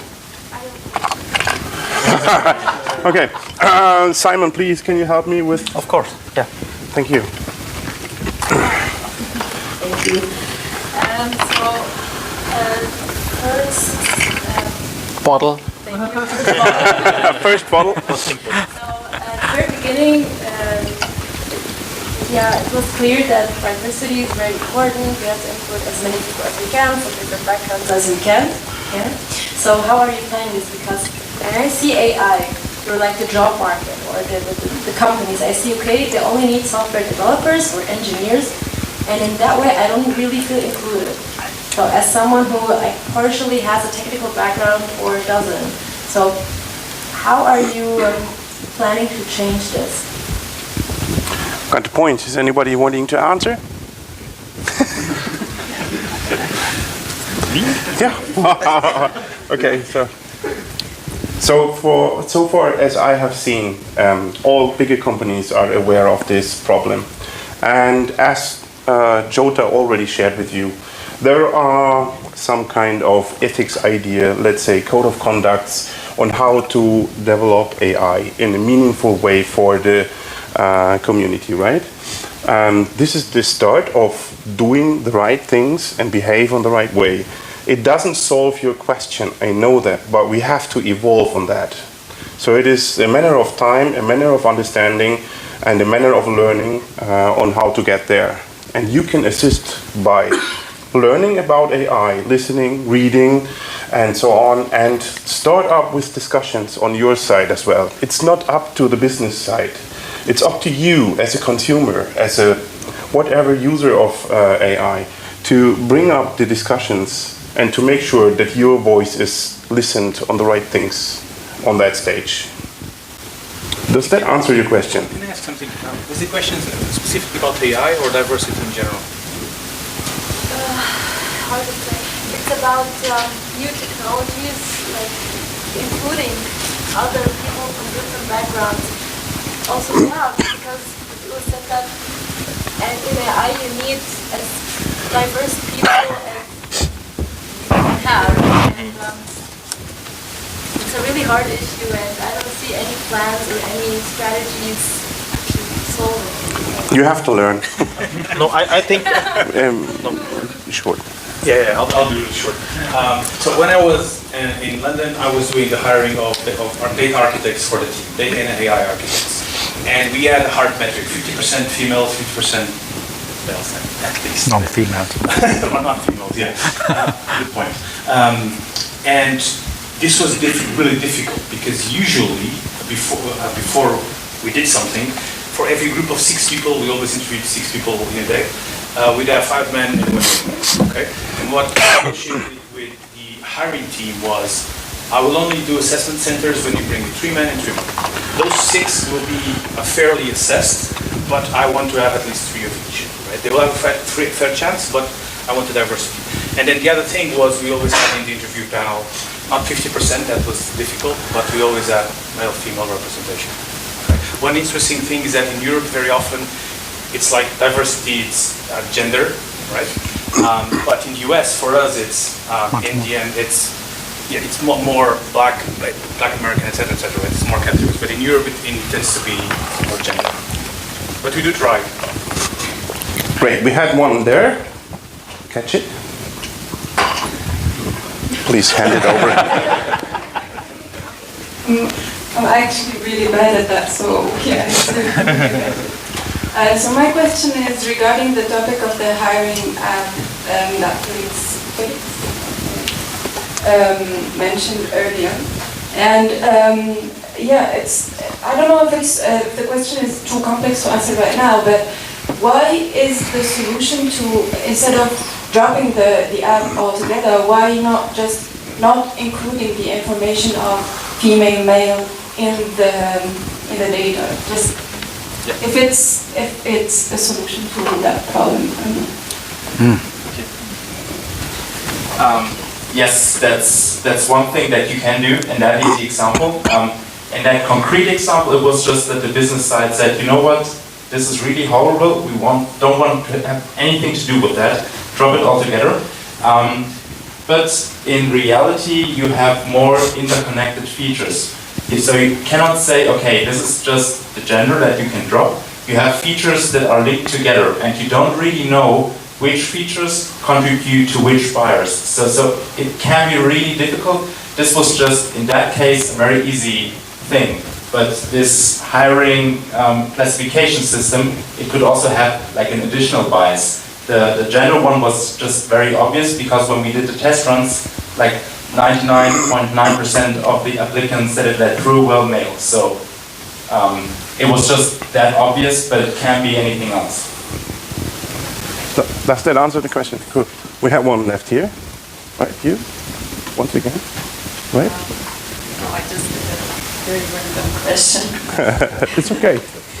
Just like why this was in the bag. I hope you enjoy it.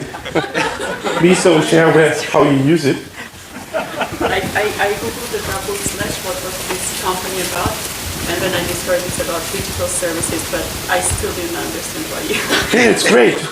Double Slash is one of the sponsors of this event. So, I don't know, 1, 2, 3, 4 colleagues of Double Slash are here for tonight, just for you. So we were thinking like it would be useful if you have an idea about Double Slash. And I guess the rubber duck did its job. Okay, one more question. I have a ton of stuff in here. A surprise.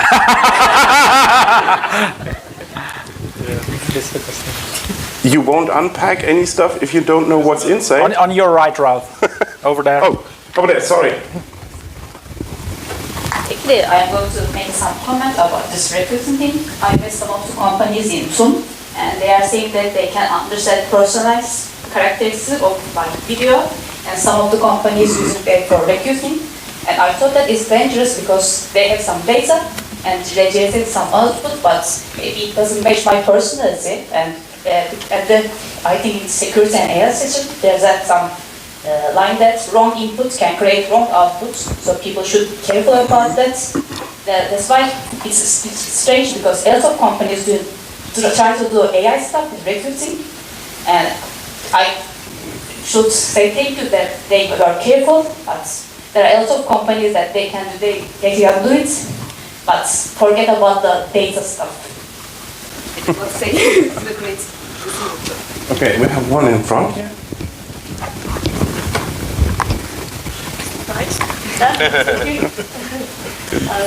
Some of you can start unpacking. I'm not.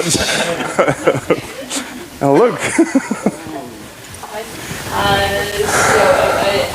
Another question, but maybe just a general question. So, talk about when it comes to the diversity for AI, for the artificial intelligence.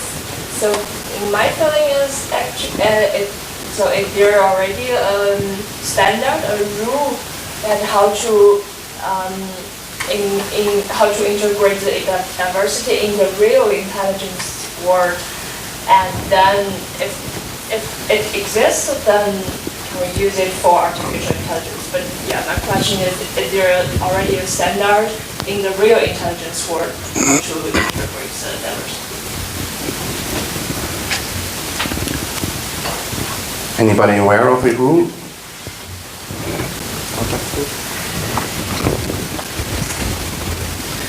And this is a very good question because I think right now no one can really answer it.